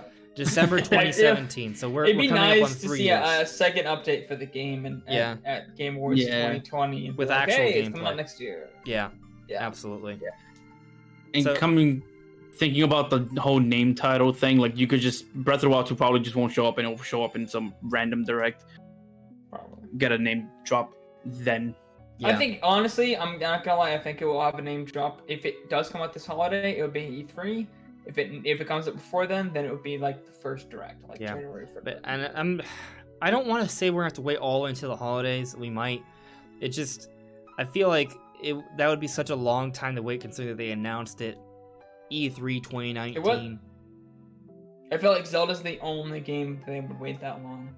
Yeah. But I even then it seems like a stretch, because usually they announce a game, it comes out within 6 months. On the flip side, though, is they also they have Hyrule's Age of Calamity. Like, I have a hard time imagining Breath of the Wild 2 coming out 4 months afterwards. You know, so like, I mean, is there a middle ground between March and November? Yes, but it's that's kind of where hard to see the game coming out like 2.5 years after it was announced. Yeah, I don't know. We'll see. I mean, I think within the next few months we'll have a better understanding of what's going on. But let me check with the chat here real quick. iSonic added me. Ori and Smash. What do you think? I think we have 2 Microsoft reps, and if we're gonna get a third Microsoft rep, it's gonna be Master Chief. And I don't think that's likely either. No. Yeah. Maybe it was already next super unlikely that we're gonna get Steve. So, guys, hold your expectations. It was already insane the fact that we got both Steve and Banjo. Let's not hope for a third or even a fourth. Like, guys, let's be reasonable. And trust me, I get it. Like, I really love Ori, like, but I kind of see the same. I see it the same way too. I don't really expect to see another Microsoft character, especially after already getting 2. You know what? They were all wrong. The last 4 characters are all Microsoft characters. Yeah. I wouldn't necessarily. That would be include upset, Doom I'm Guy. Not gonna lie. That would include Doom Guy because now Bethesda's Microsoft. It would, bro. Yeah. Doom Guy's all I want. If I could. Yeah. I mean, now that I can't have Travis, I guess that's like the next best thing for me. So. Yeah. So wouldn't it be crazy though if we get Doom Guy and it's technically a third Microsoft rep? I mean, yeah, Crazy. it would be. I think if they did add Doom Guy, the talks clearly would have happened before Microsoft came into the picture. It would have been imagine. done as a Bethesda Nintendo partnership, not a Microsoft Nintendo partnership. Yeah, but it is now, I guess. So yeah, yeah. JM is saying we need dungeons. That's the only change I need. I want traditional dungeons back to return, or like not even necessarily traditional. Yes, traditional dungeons, but when I say traditional dungeons, what that really means is just like these long dungeons with cool stories and atmosphere with them, with a lot of really interesting puzzles with a unique boss at the end. That whole thing as a package. What we got in Breath of the Wild was a very small thing by comparison to those old dungeons. Like some of my favorite Zelda dungeons are like, for example, like big shrines. The time shift stones that we needed to use in Skyward Sword. That, for example, the pirate ship, like that was entirely unique. Or the Ancient Cistern, which didn't use the time shift stones, but it had like this whole archetype of like heaven and hell, and that was like the entire. I made a video on that. Yeah. Last year, I made a video on that during October for Spooky Times. Go check it out. It's one of my recent videos because I haven't made a video in 20 years. Well, there you go. Check it out, guys. But yeah, I think we all want to see the return of dungeons, for sure. But do you guys have any final thoughts to sort of cap off the night before we say goodbye to everyone? I haven't. For my final thoughts, I haven't bought Final Fantasy Season 2. I might buy it now though to try out Steve because he seems interesting. But I'm excited for where they're going with this Fighter's Pass. Seems that they're really, just trying to break all the rules, just trying to show us the craziest, wackiest, most interesting characters they can. Every character seems to be super unique and fun and awesome. So I'm excited, and I can't wait to see what goes on with this. And of course, Hyrule Warriors, Age of Calamity, super excited for that. And for the future of Nintendo, I'm positive for it. I think they're going to be showing off a lot of things in 2021. I think it's going to be a big year. I think Breath of the Wild 2 is going to be fun. And of course, we got a lot of other games that we already know about to look forward to as well. So, yeah. Anything to say, Shifty? Closing thoughts is mostly related to Smash, to be honest, considering that's like my main thing, I guess. Right.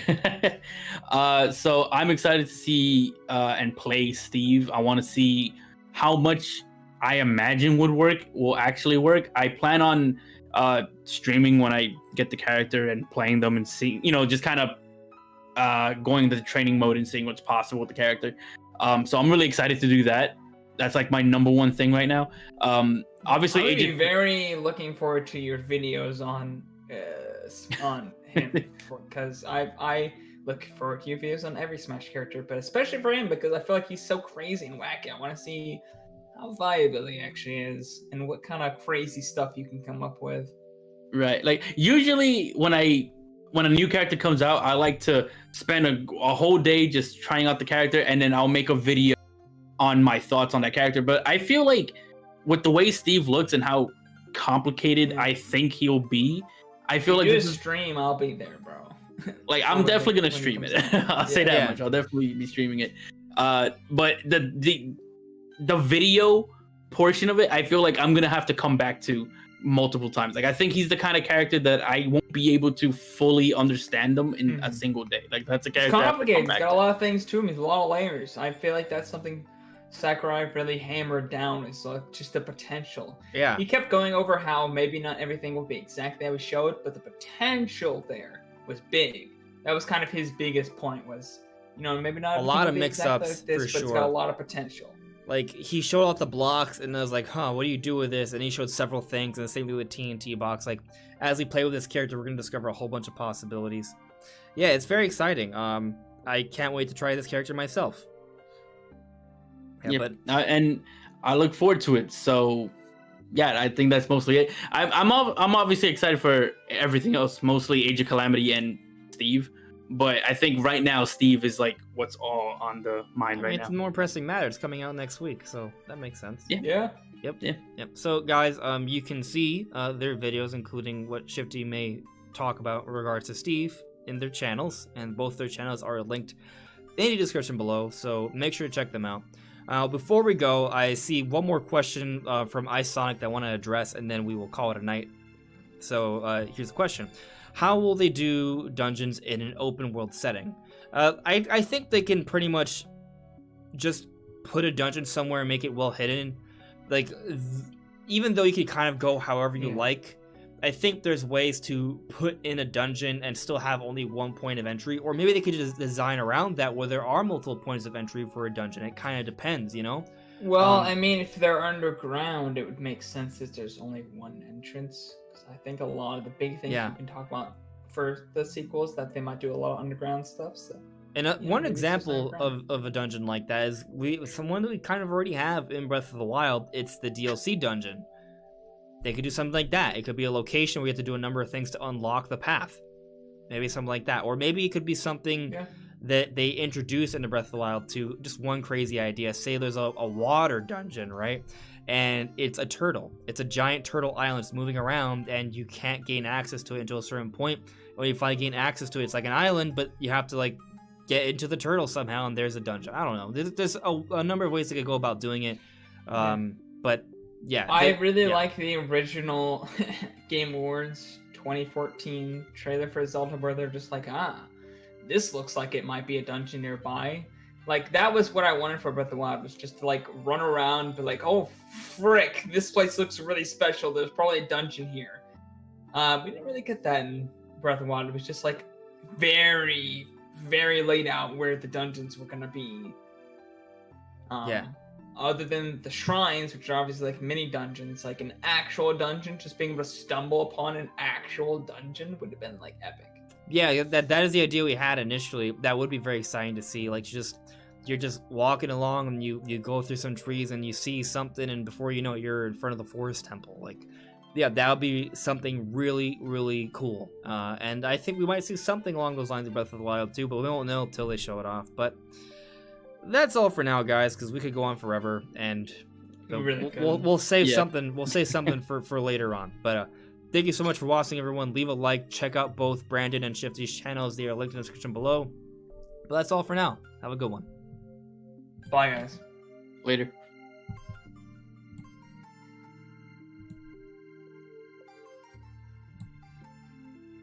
It's just lagging.